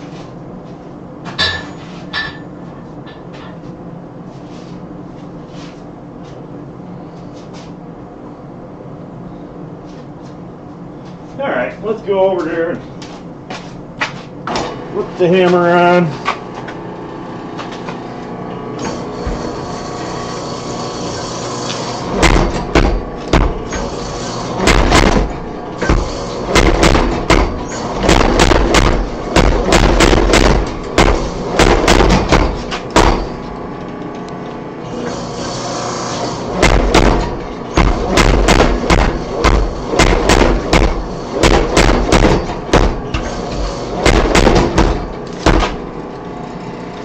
All right. Once again, the first time you go in and you're just kind of, like I said, you're making an ID. It's going to take out both sides, but it's been to almost the finished size right in the center. I'm going to cool that end off so that I can just grab the end and have more control when I do the sides.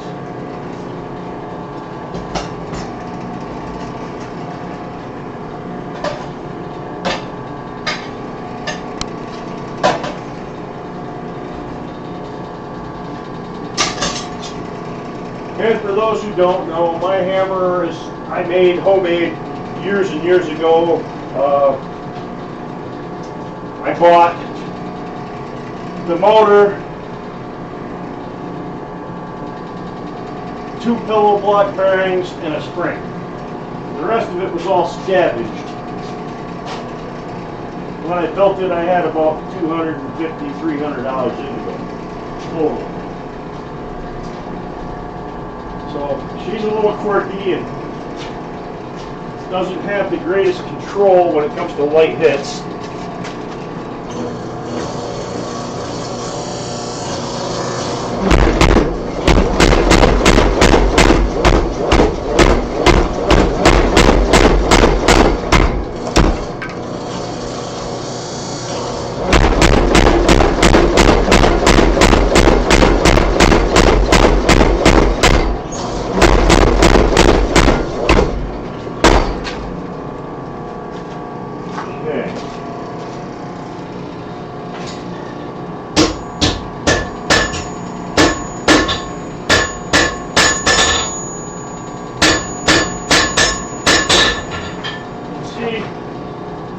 Did a bunch of spreading with it. Not even close. I may go back, do one more heat spreading with that. With my luck, it'll probably be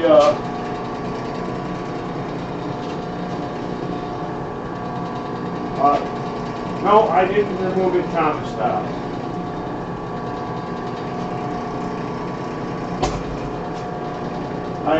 I took my hat off, I went off camera, took my hat off, removed my sweatshirt, put my hat back on. Okay.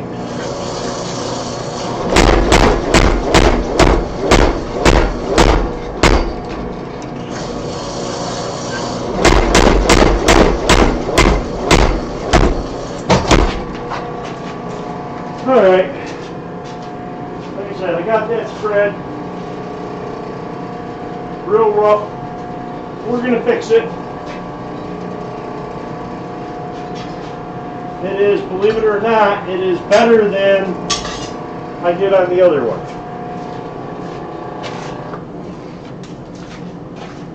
And we figured out what was causing the crack, and that was because I was on the sharp corner of the anvil.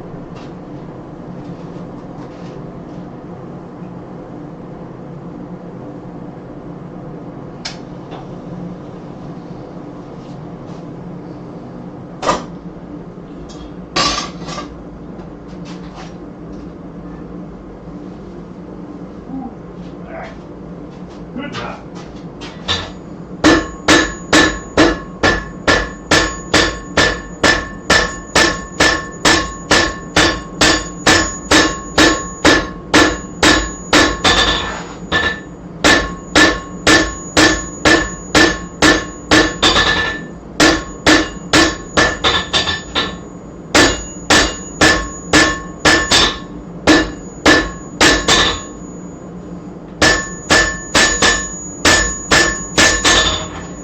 Just keep spreading it. I'm spreading up in here, working up in here mainly,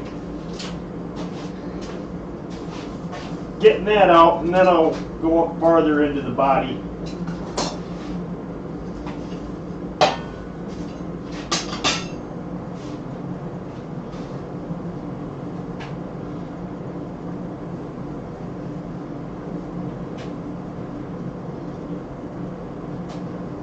Affected by trauma from that near-death experience.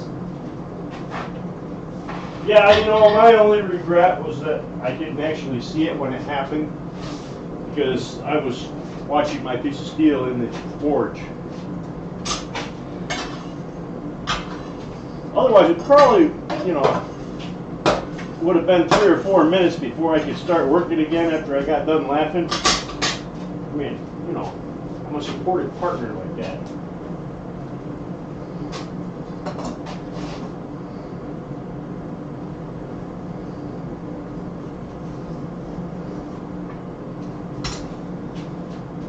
Alright, get some more heat in this. Keep working it out.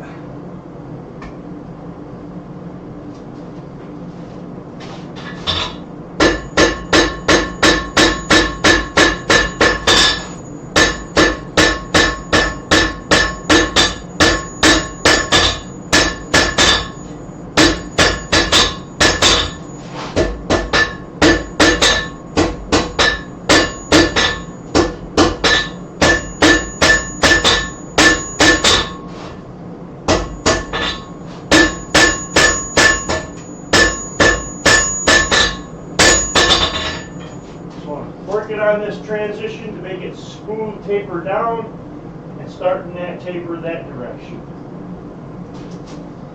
I have to remember to look up on the screen when I'm showing you things, because I'm kind of holding them in front of the camera, but I'm not sure if you're seeing them well, because I have to look up there and actually get it right where it's in front of it.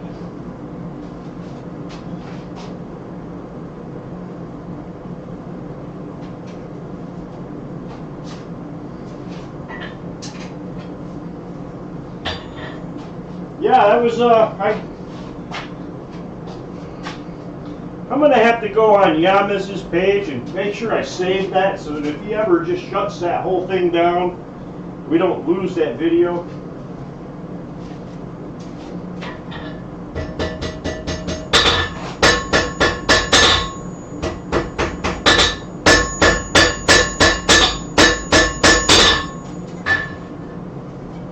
I'm comparing it to my old one.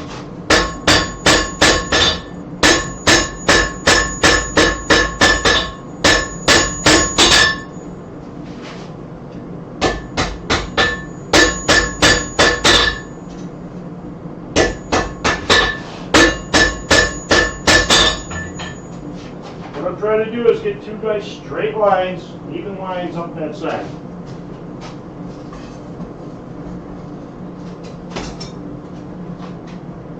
And I'm using slightly less material than when I saw this done on somebody else's video. He used 20 millimeter bar, which is about 3/4. This 1/2 by 3/4 is just a little bit less material than a 3/4 round, but I didn't have any 3/4 round except sucker rod.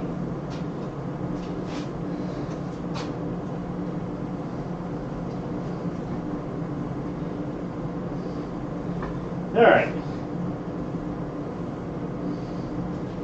We work a little more width up here at the end.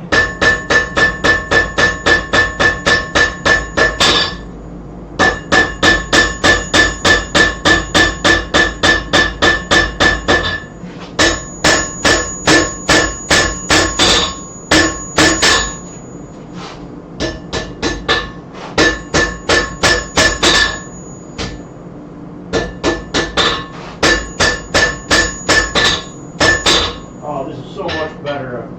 Seeing nice clean lines in there and no crack. We're getting there. I'm gonna check it against my thing. Ooh, I'm almost there. But almost there. It takes a few minutes when you're trying to do this.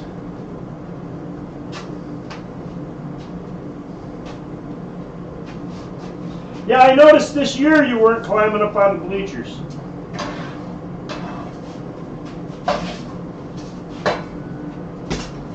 You know, and I was starting to think, oh, you know, what them bleachers ever do to you? You know. Oh, and I actually still haven't even sent your thing out, Thomas. I got it right here.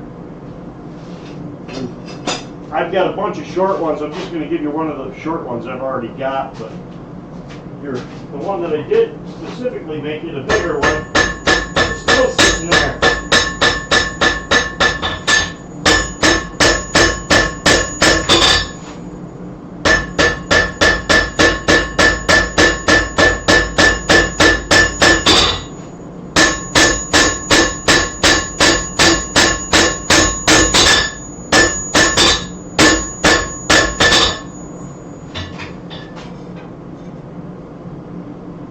Almost there. I'm trying to pull some more material out into that corner down there. And I do need a little bit more length, and I might have to come down. It's getting pretty thin out on the end, so I may have to come down towards the bottom of the flare, take some more out and thin some more out and stretch it. I should still have it, Thomas. I just need to get around to it. I've been screwing around with my toy lately.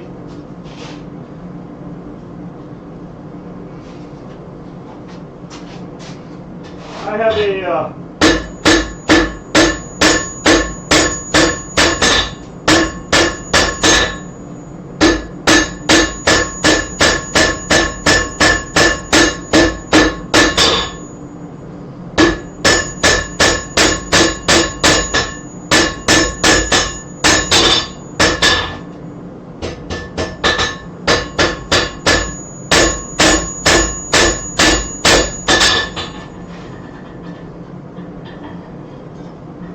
that's pretty good right there. All right. So that side's pretty good. What I need to look at is just trying to keep these edges kind of straight. That's the biggest part of it, is keeping them edges kind of straight. And at some point I'm going to go over to the grinder and actually grind part of them off, and when I do, I will probably hit them edges on the sides too, just to make sure they're nice and straight, so that when you roll it up, they're nice and parallel.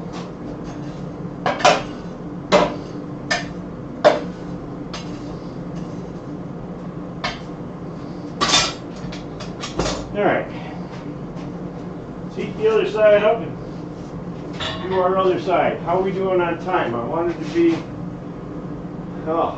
to have both of them done by 8. Doesn't look like I'm going to make it, but we may end up finishing this up next week. But I will get this body part done today, I think. Pretty easily. I mean, I've got the one side done. After the other side's done, the center is pretty easy. Now I should still have your address, Tom.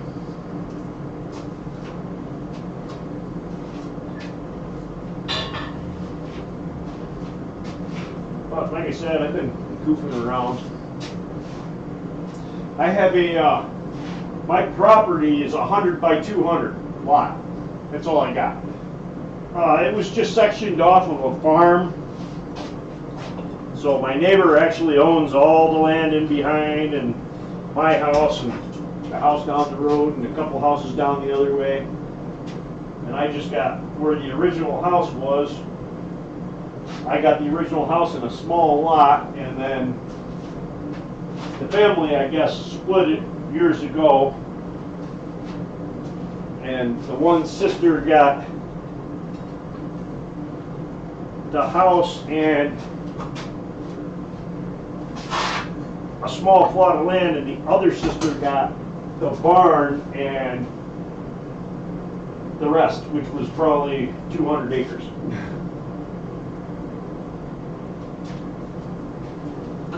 So I don't really have neighbors too bad. I got one neighbor that's right next to me, and the other neighbor on the other side, he owns the whole farm. And I don't bother him, he doesn't bother me. Same. Not sure on the new neighbors, because over here somebody just moved in.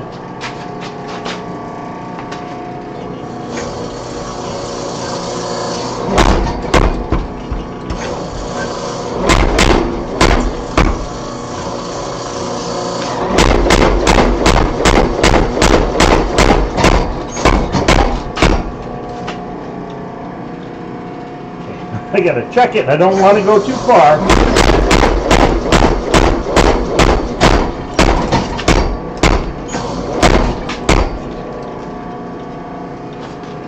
I do want to go farther than that.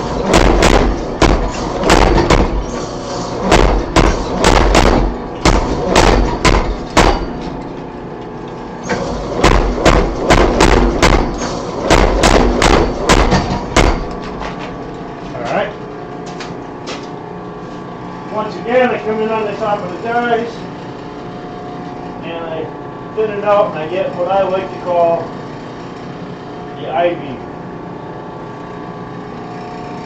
look there. That'll come in, take that material, spread it that way, take that material, spread it that way.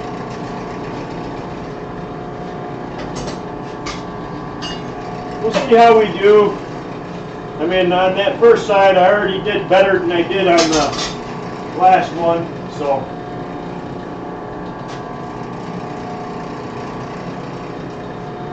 to control the swing, the adjustment screws here, or are you talking about these that just line up, keep the guides tight?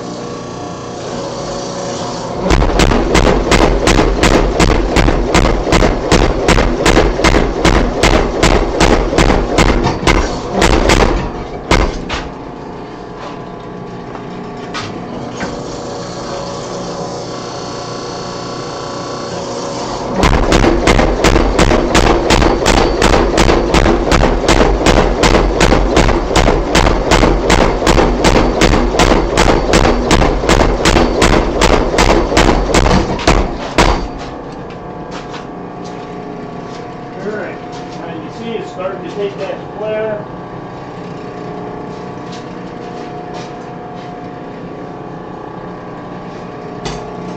We're going to go back. All right.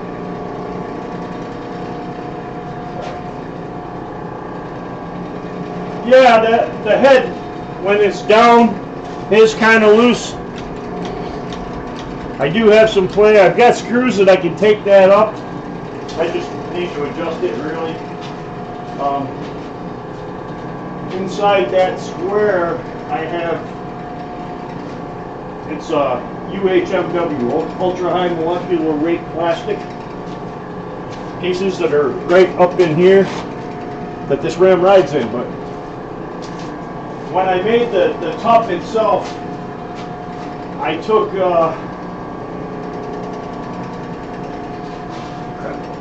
not burn this up. When I made the top itself, I took A bunch of 2x6, 2" by 6" solid stock.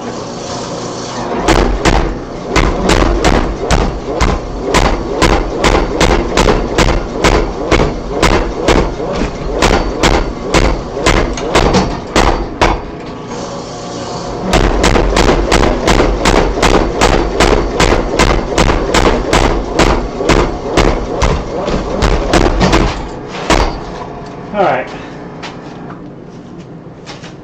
There we go.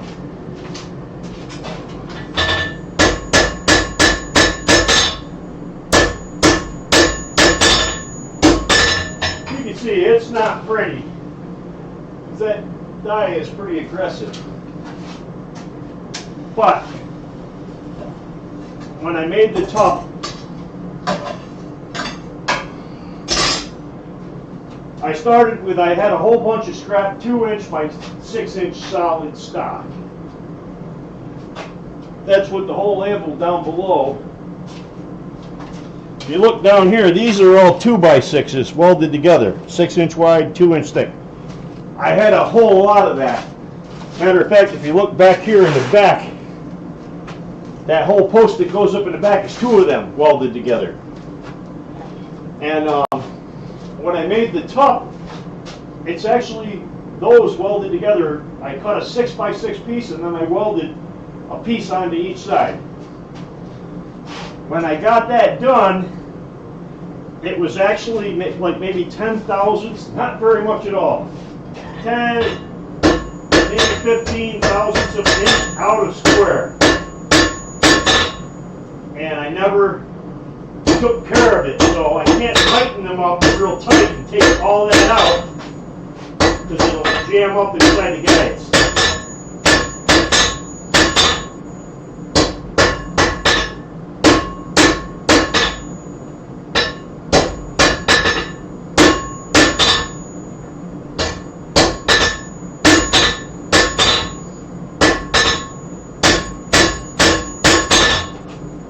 So I'm working down here on this end, getting it pretty thin. Then I'll go up there and start flattening and spreading that out a little more. But yeah, when I welded the pieces on, the pieces that are on that top weren't quite perfect. I need to take it off, put it on a mill, and have them just make that one side so that it's parallel, because if I tighten my guides up, that little crook in it, and it's not very much. It's like literally 10, 15 thousandths, but it's just enough that when you try to get the guides good and tight, you can't. So, I mean, I probably could leave them loose up near the top and just tighten them up a little bit more down at the bottom, and it would probably work fine. I haven't tried that yet, but it probably would work. All right, let's get this.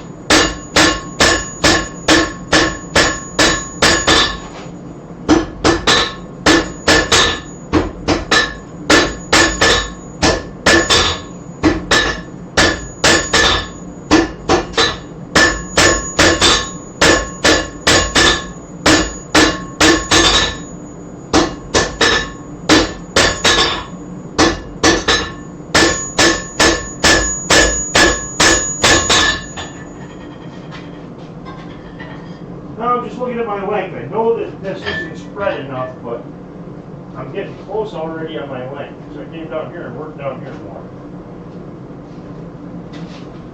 And this is the part that really is no fun. It kind of sucks is when you're spreading stuff like that.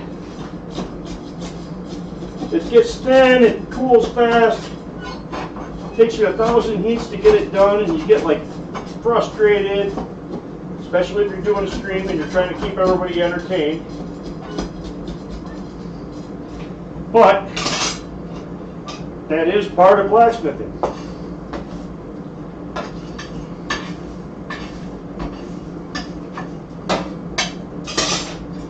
That's like recently when I went to a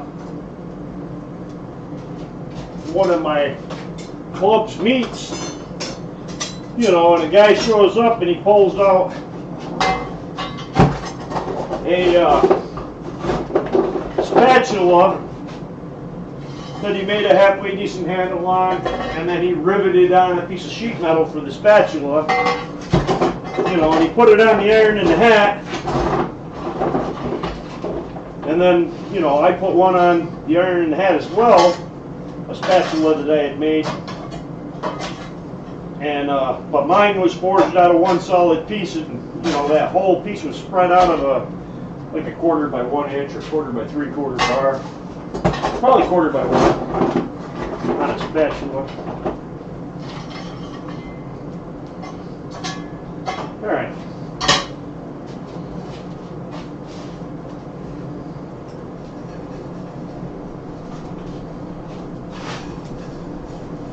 Let's get a little more heat.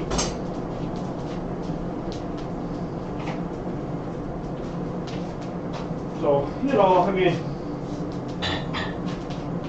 if you're just going to rivet on all the flat parts and everything, and are you really blacksmithing, because you're not really moving much metal.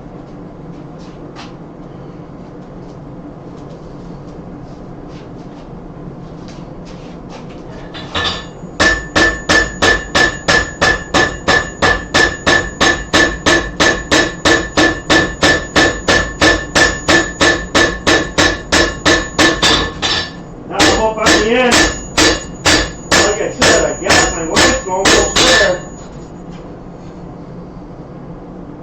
Now I'm just getting my width.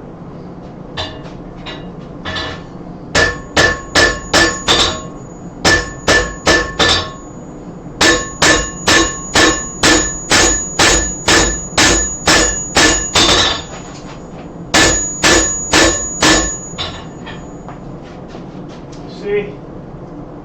Getting my width. Now I'm going to check this, because man, this is close to my drawing. It might even be closer to the first set.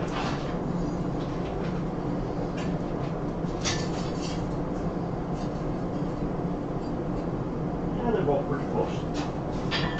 Alright, now all I'm going to do is heat up in here and kind of kick that over a little bit, put everything in a straight line. So I'm going to heat right in the center.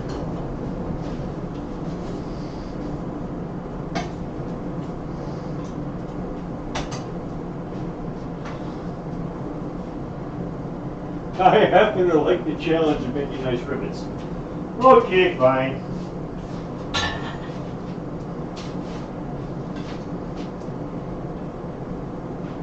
You know, I'll say that's fine, especially if you're doing sales and stuff like that, where, you know, I mean, you can put a rivet a plate on and make one a lot faster, make money faster.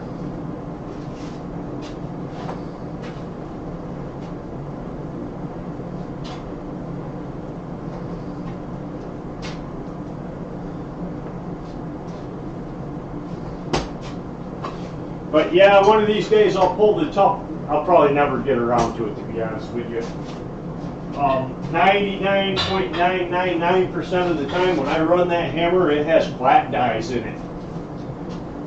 And I just use, you know, different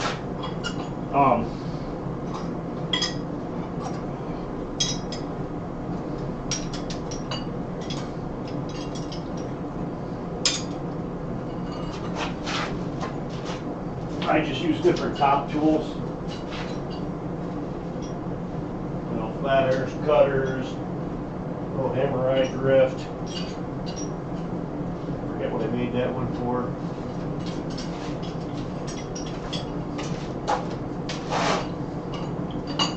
I have hooks that go all the way around the forge, so on them hooks are tools hanging all the way around the forge.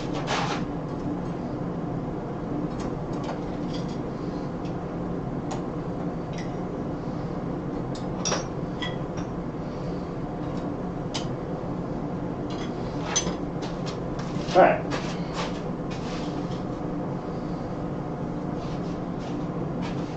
Okay, well, I might take this chance and use this to fix the center.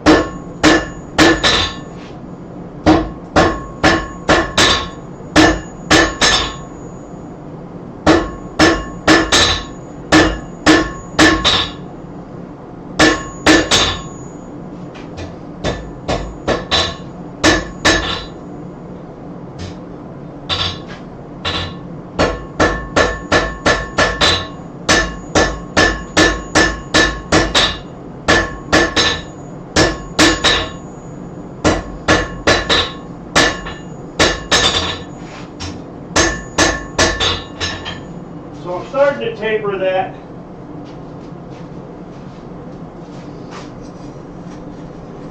Towards the center. The center is actually going to get thinned out and drawn out.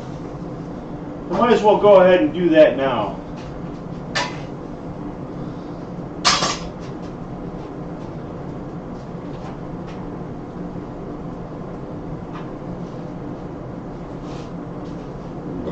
Oh, excuse me.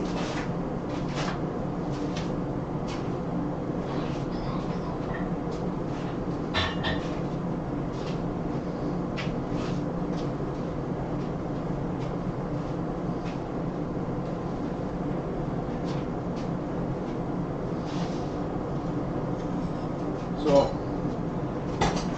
what I did just now was just went in and I'm kind of bringing it down to the size of the square right at the base so that goes down in transitions. And then it's all going to get drawn out quite a bit thinner and longer. But it's going to take a few heats to do it.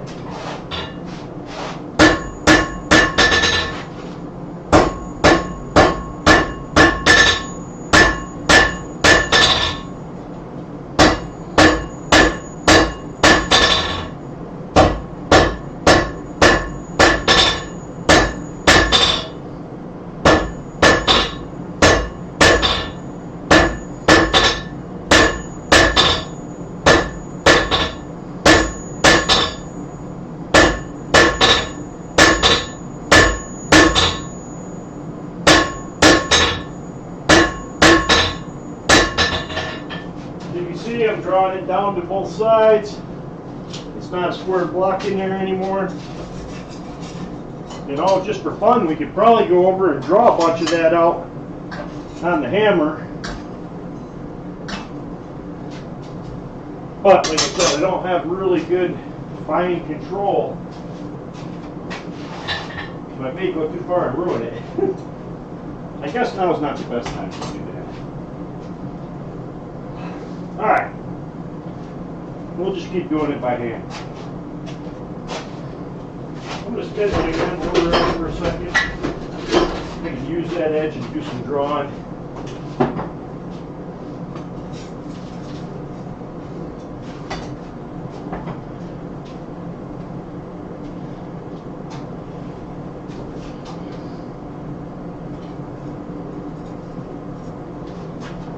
Yeah, I'm guessing I'll probably get this outside done.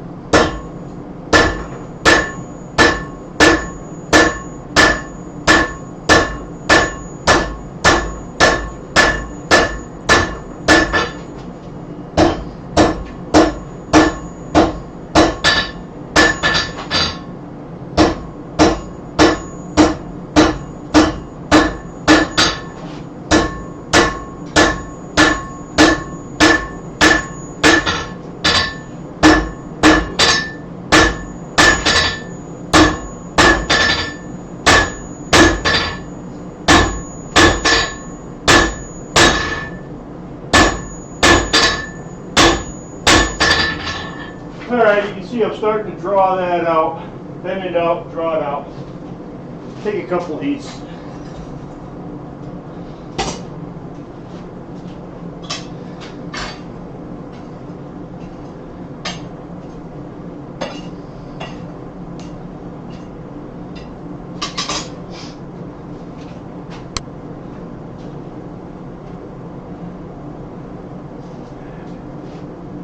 Not the best time. What's your price, Kevin? Yeah, but you can't make the footage disappear.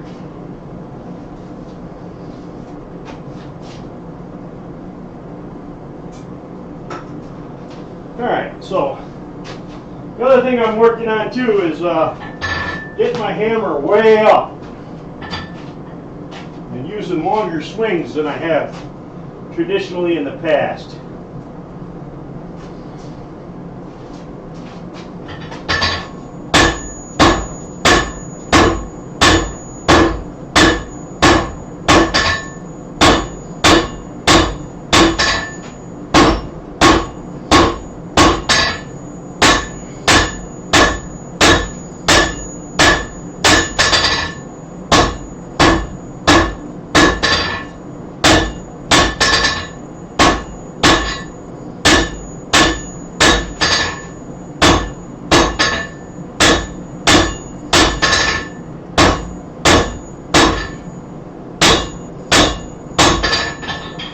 We're drawing out, we're getting longer, obviously getting thinner. Material goes somewhere. Doesn't just disappear unless you burn it up like Alexis.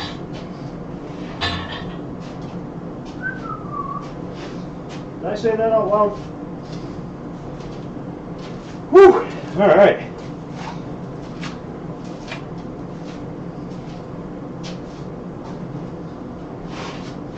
We'll go another heat or two in the center. And then I'll cool the whole thing off. And I'll do my my shaping. Like I said, I have to do a little bit of shaping on the belt sander.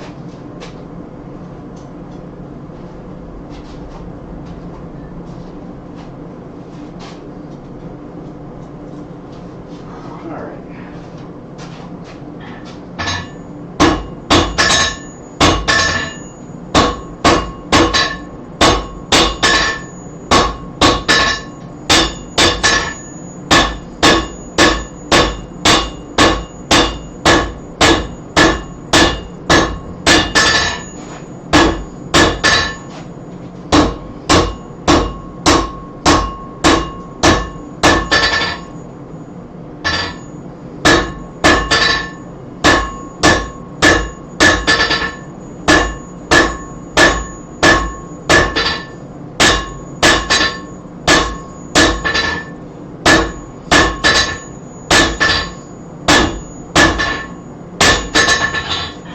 Once again, still going, just getting longer.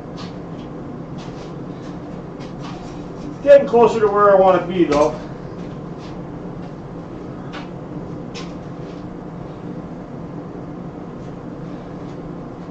I don't like making rivets, it's too upsetting. I hear ya. I get it, upsetting, haha.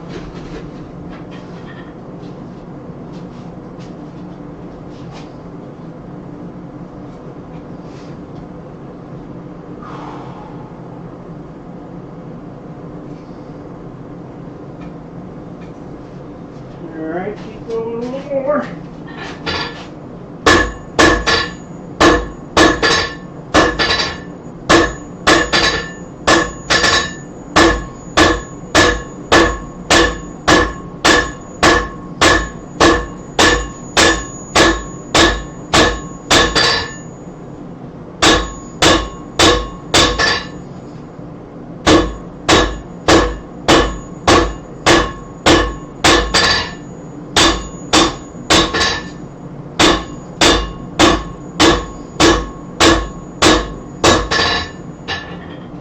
I'm getting there to where I got starting to get the length I think I need. Can't tell you for sure. It might even be too long. I don't know how.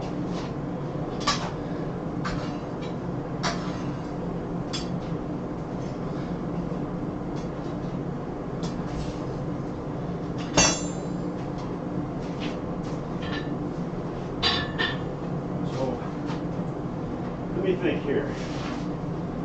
Got to go a little bit more, but that wider should be on the other cross section, not the section.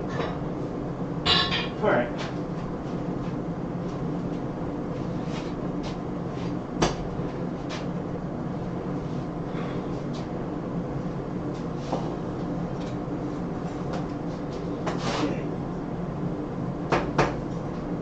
All right, so I should be wider.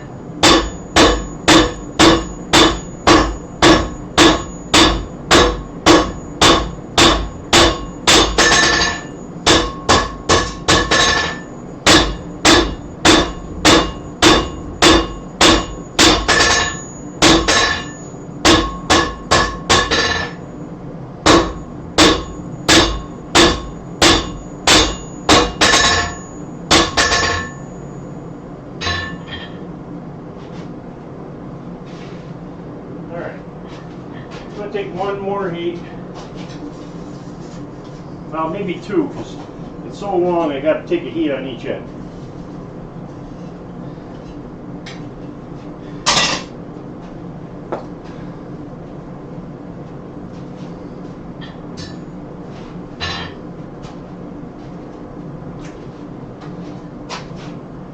Whew.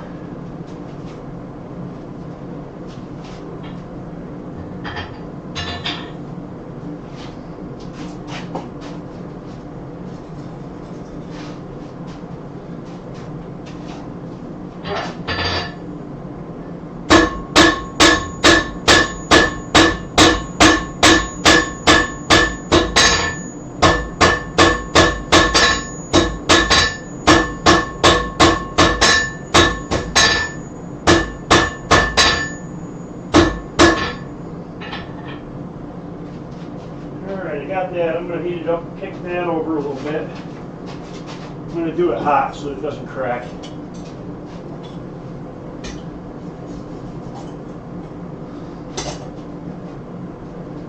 Yeah, actually I thought I'd be done 2 heats ago with that.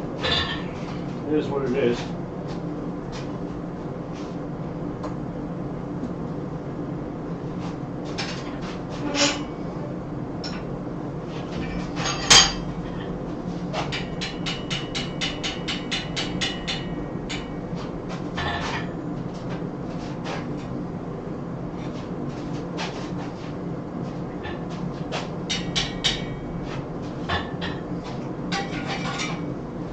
Okay, that's good.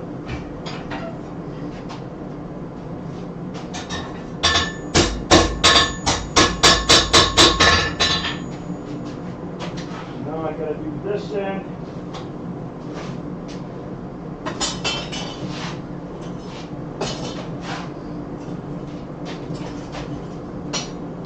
Not really liking this. Them pieces are so much out there that when you hit it with a hammer, they're wiggling back and forth like a little tuning fork almost. I think I'm starting to form another crack.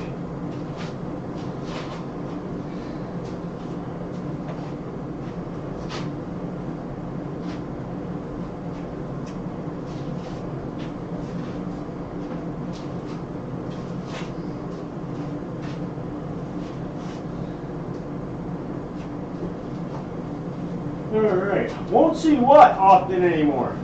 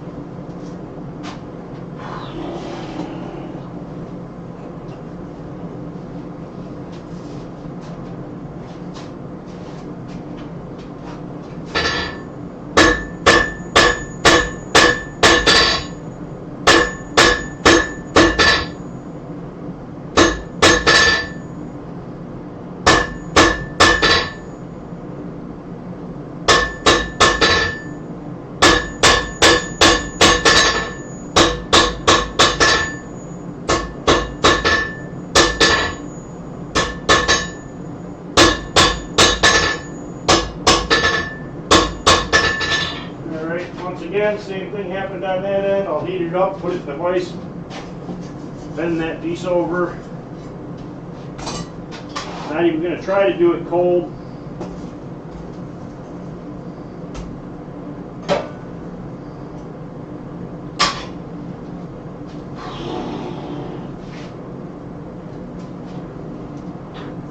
And then I'll cool the whole thing down. I'll mark it out, then go over to the belt sander and even up my ends.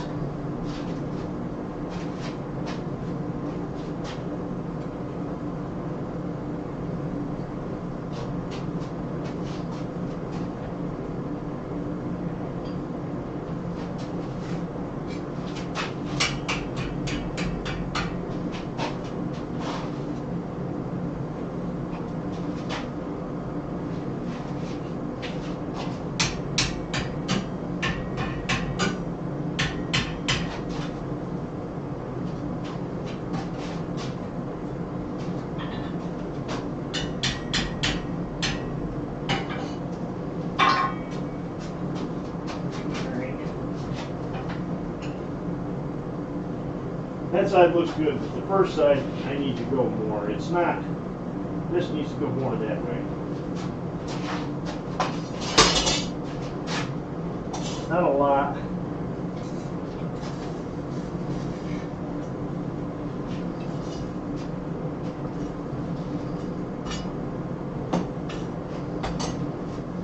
But a little bit.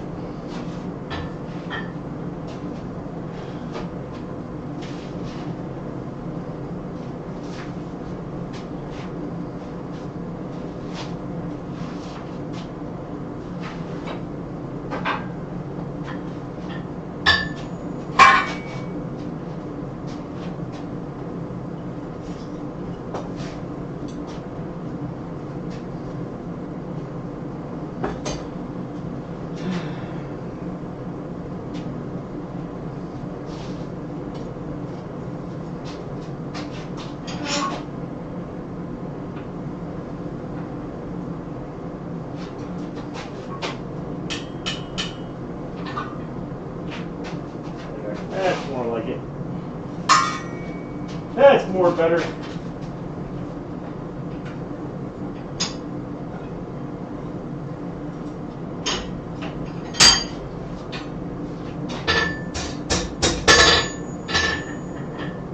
Alright, so now we're there, we're going to cool this whole thing off.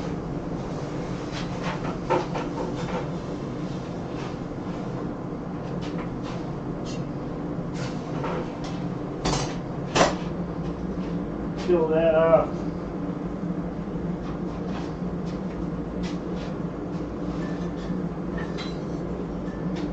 Alright. Grab a nice white towel.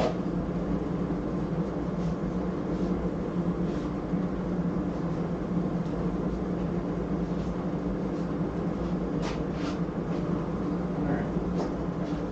So now I got to take and crap. I don't think I have a tape measure down here. I think I was using them all up in the garage. I need to find the middle of that.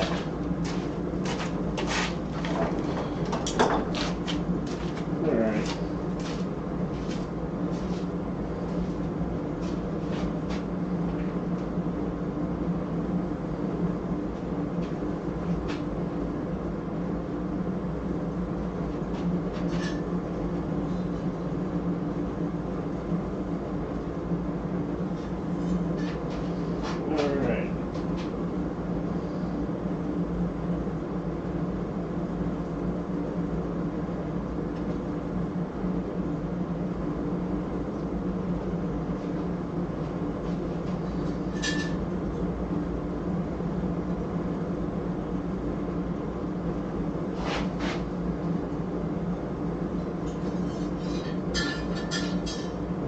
Other side just to make sure.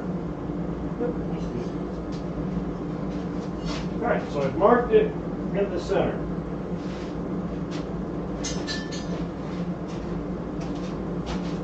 I'll just get a punch, hammer,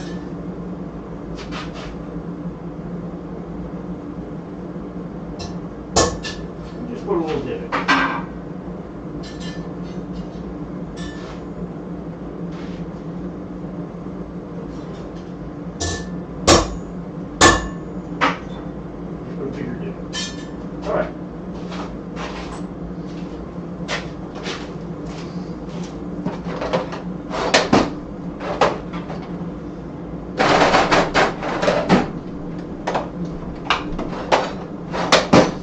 Where are my dividers?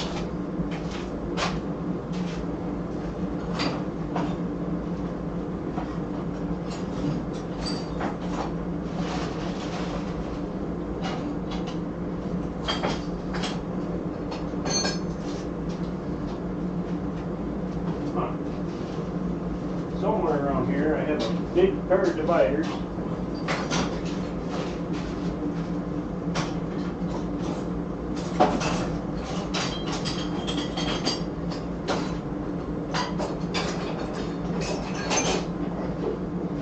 There are not many of the normal places I would put them.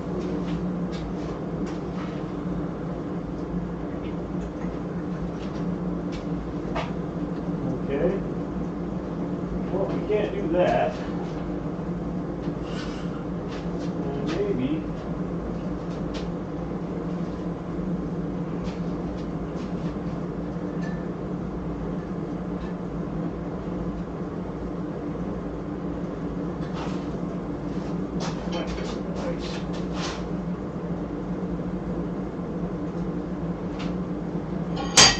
all right, I should be marking these out with a set of dividers. I'm not sure where they are. I'm not going to waste a lot of time looking. What I'm going to do is find a spot.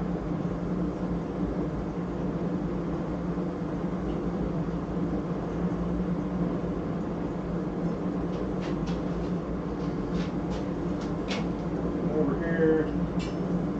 The same spot, which was in this case 10 3/8. 10 3/8.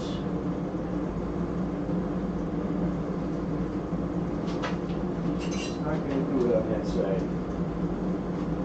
Oh yeah, maybe it will. I'll just make the corner a little bigger.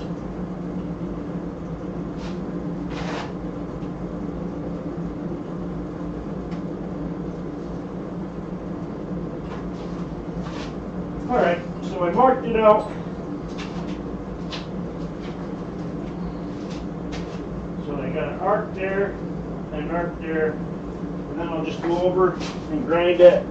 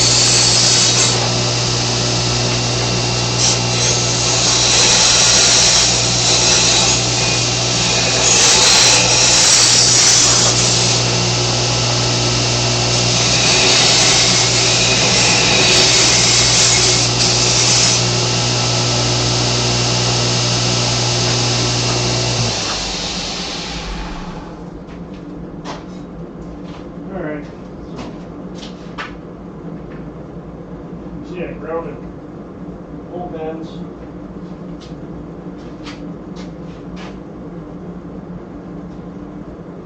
All right.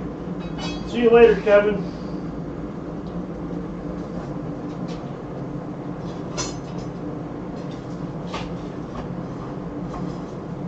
I really should put a time limit on my streams.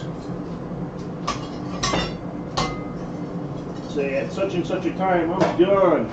If the project's done or not. If not, we'll finish it up on the next stream, but yeah, I'm a glutton for punishment.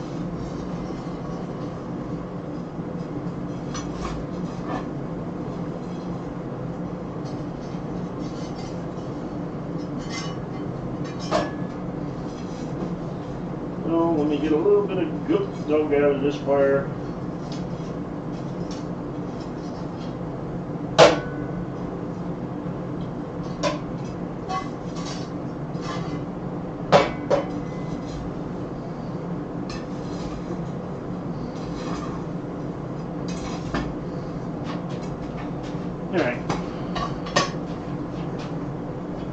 Alright, now we'll get her back in the fire and we will start working on curving it up.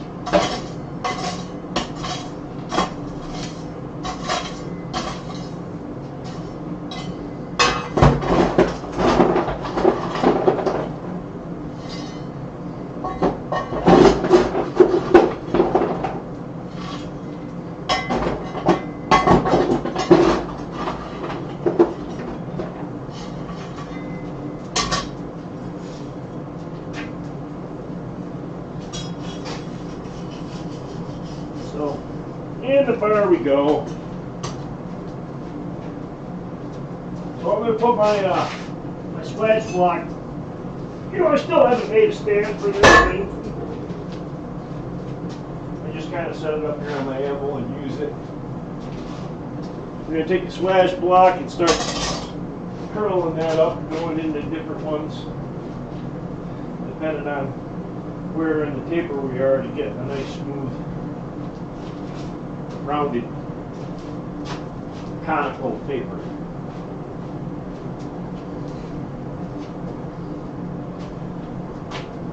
Yeah, well, I mean, he already saw that part twice. He doesn't want to watch it a third time when I mess this up. As you can tell, I don't use my splash block very often. It's rusty and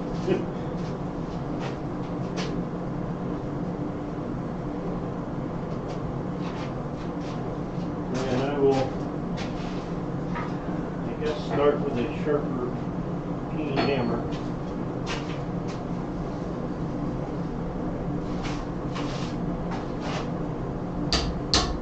Come way up here and start driving it down in.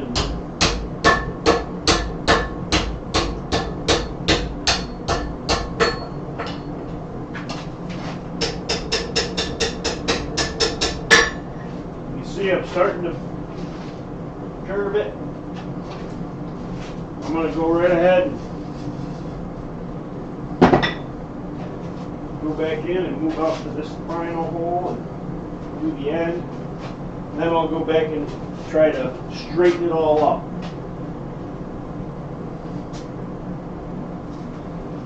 Yeah, I debated whether to keep doing these because, you know, it's only a couple guys and, you know, whatnot, but I don't have very many subs, so everybody that comes in usually is people I've met in real life.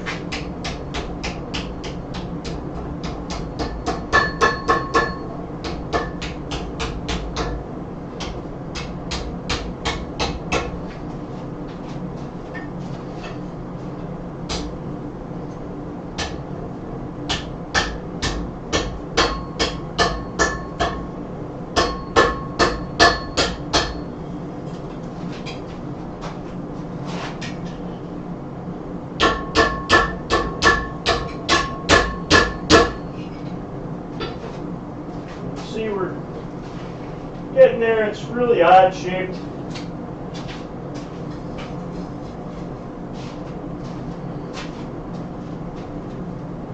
Because I don't have a splash that has that taper in it. You gotta just start it and then play with it and go over the horn or over the edge and work wherever you can to get it to move where you want it. And it can be a pain in the butt, but alright. I'm going to spin it and work on the horn a little bit.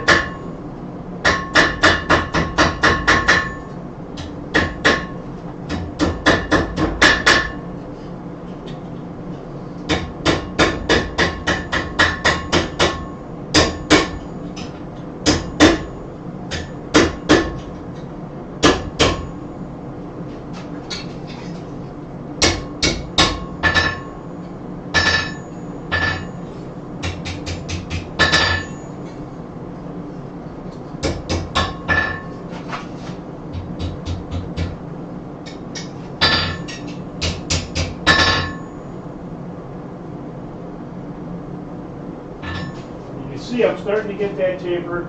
I'm going to work up here just by hand almost. Trying to work that in.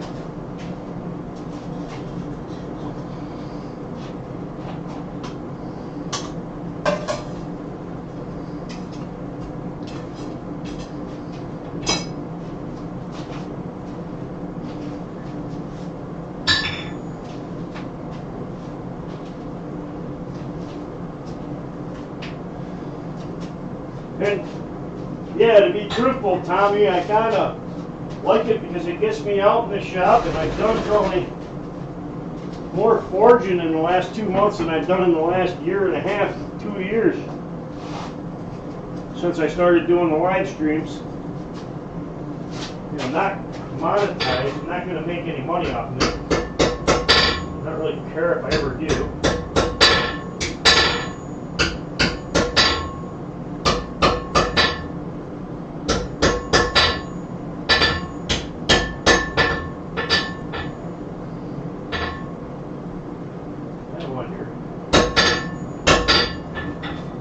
Before I try something.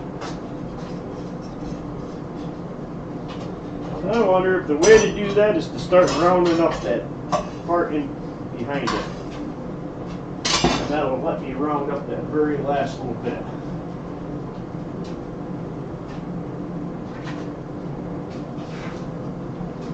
Yeah, I mean, you should just go over and hijack all Roy's equipment in his shop every time you want to go live. Sounds like a good solution to me. I don't know what the problem is, Tom.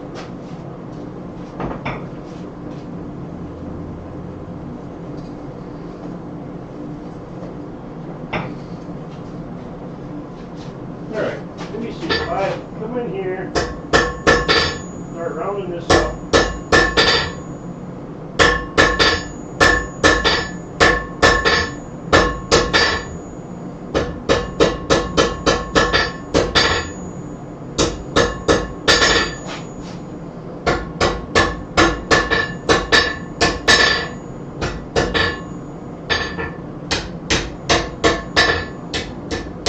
Give me a halfway decent transition there.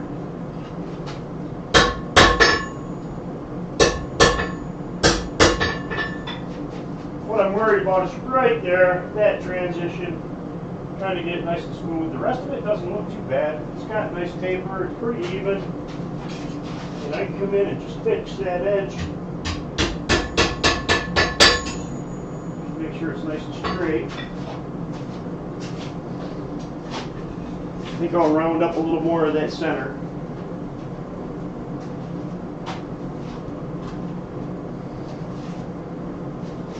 Unfortunately, this one's starting to crack in the same exact spot. So I gotta figure out what I'm doing wrong. Maybe the secret is just don't take it down as small in the beginning.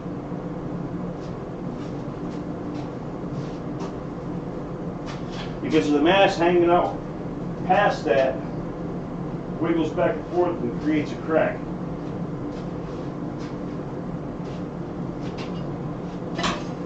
This crack's not bad, it'll probably survive.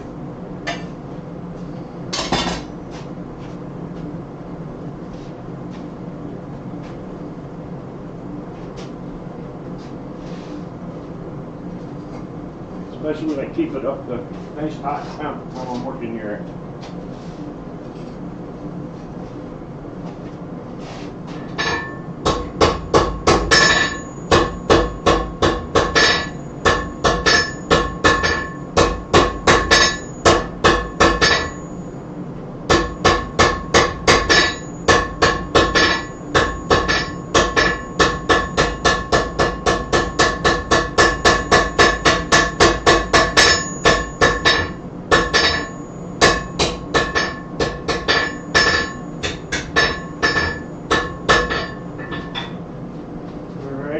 Rounded. I'm going to heat right there, just set that straight for now. I can see a little crack starting, but I think I can finish it without that crack breaking off.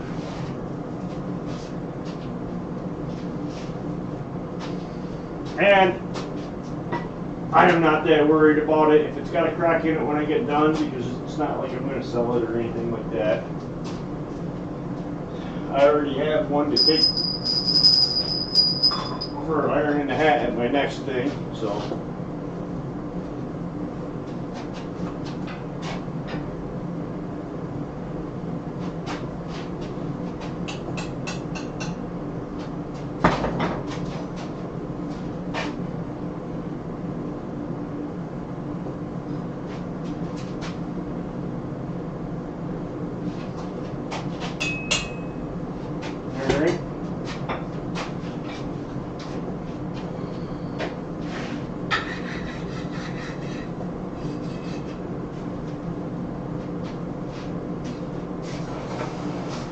To cool that end so they can grab that end, I'll flip it around and work down the other end.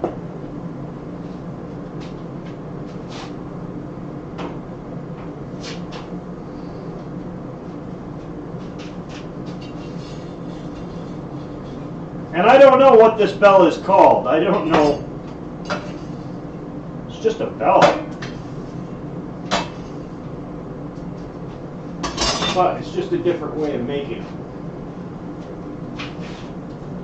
For future, if I make them out of that stock, I know that I don't want to leave a full 2 inches for the center, because I got way more material there than I need.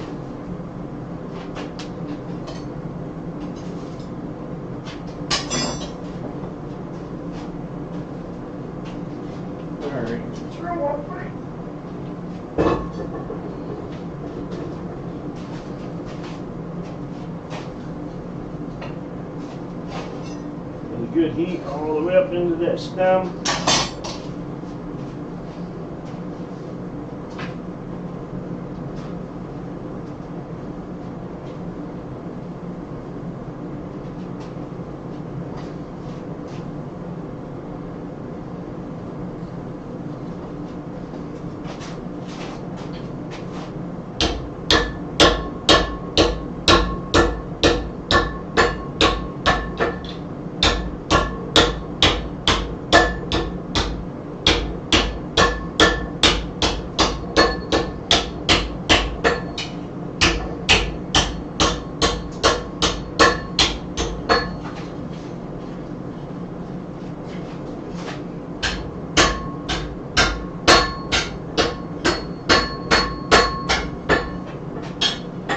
Like I said, if you look, it really mangles it and twists it.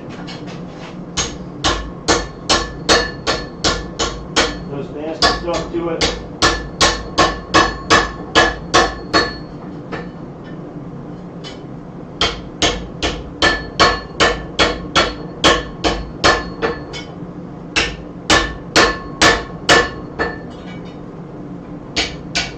Alright, you can see, like I said, it mangles it. So you got to go back and correct it after you round it. But it's no big deal. We did it on the other end, we'll do it on this end. Like I said, I'm not sure if we'll get to the clacker on this tonight.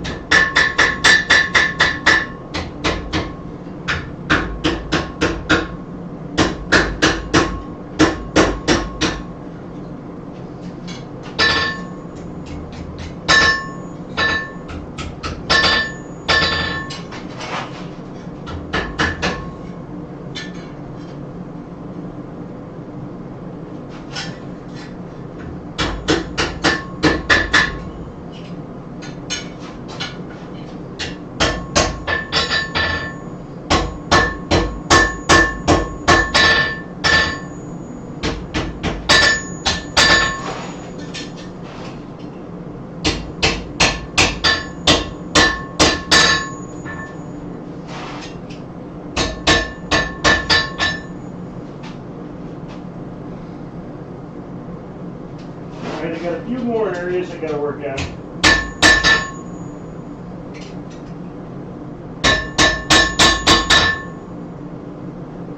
But we're getting pretty close and consistent to the other edge.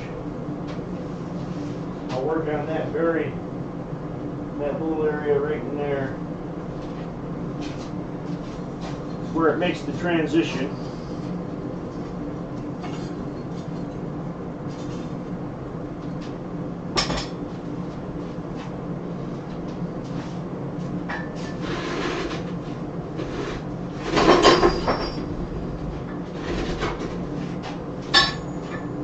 Make sure I don't get that sharp edge.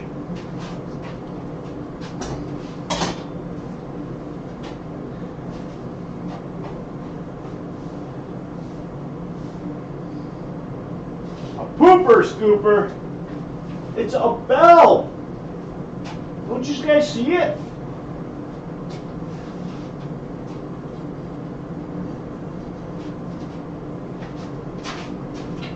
You have to have vision.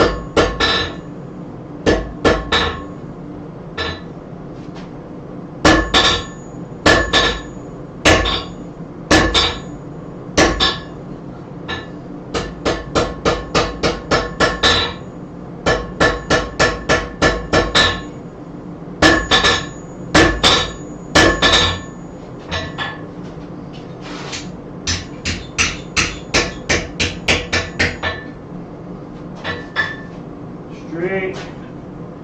Looks pretty straight off the end. Let me go in and round up that center section.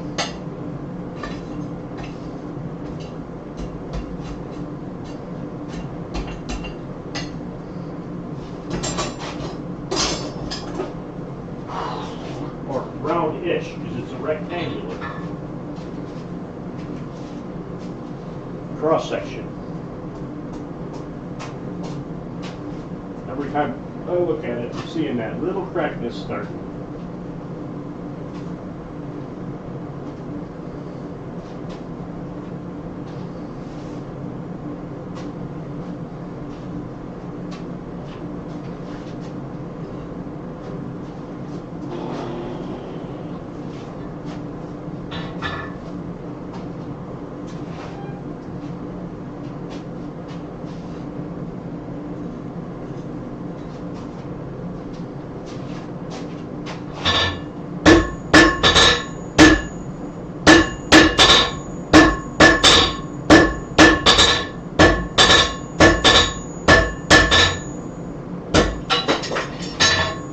Told you. Now,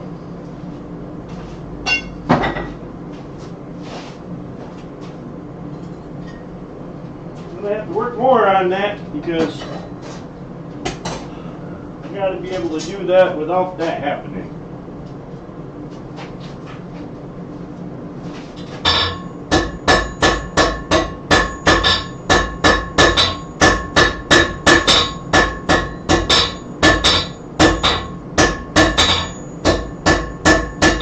Get it, because this end doesn't have any at all.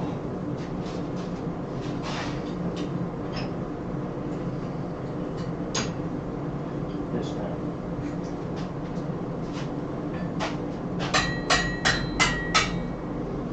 And it's got no trace of a crack.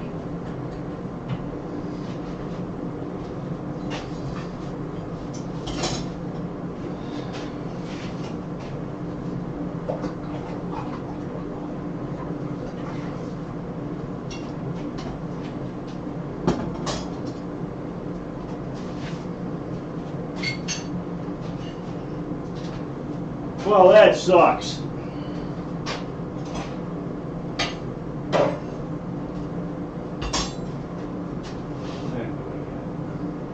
And it's 9 o'clock.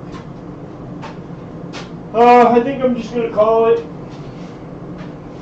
And I'll either go ahead and get one all the way to this point, ready to go, or maybe I'll weld this one back together in the meantime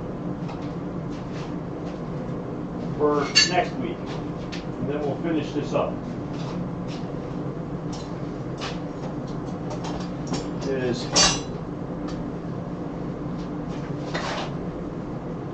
Because there's really no saving this one. I mean, there is. Shouldn't say that. I can save it.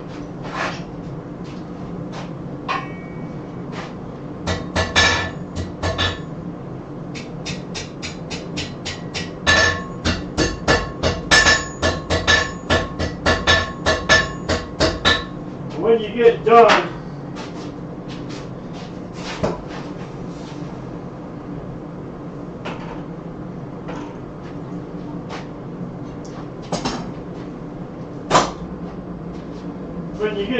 you'll bend that one up the same as that one, and then you bend them around and you put the two right there, and that makes up your bell.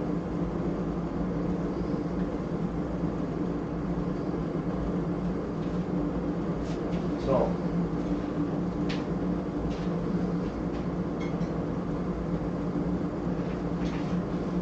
and I could just gas weld that right back together. Not the end of the world. Like I said, I'll either do that or I'll start another one. Either way. And then you put right where your center hole is, we'll punch a hole in there, bend it around, and that hole is where the clacker is going to go. And hangs down in there.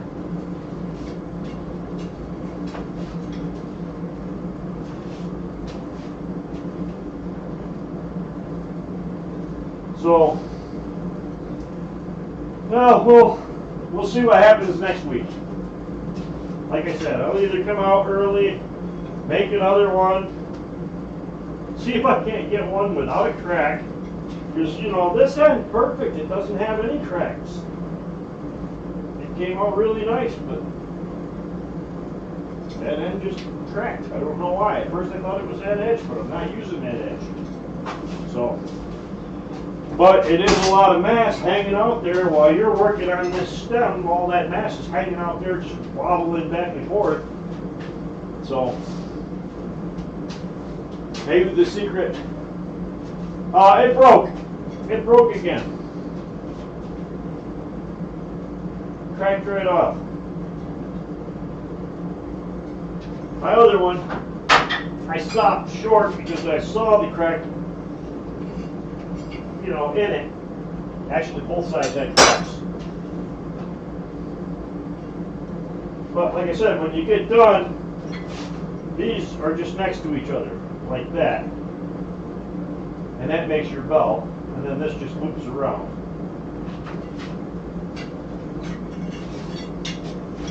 So,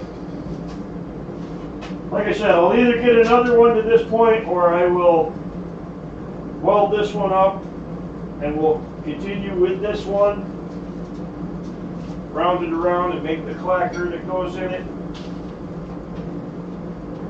I may have to put that bend farther back because the clacker's got to be able to hang down in there. We'll see. Alright guys, I'm going to call it.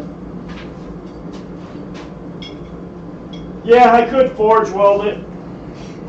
I really could, I mean.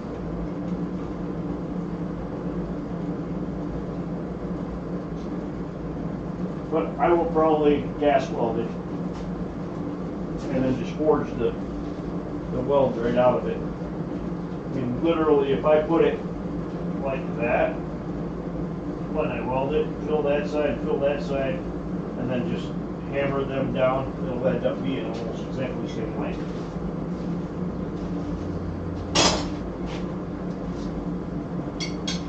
So, all right, well, that's it.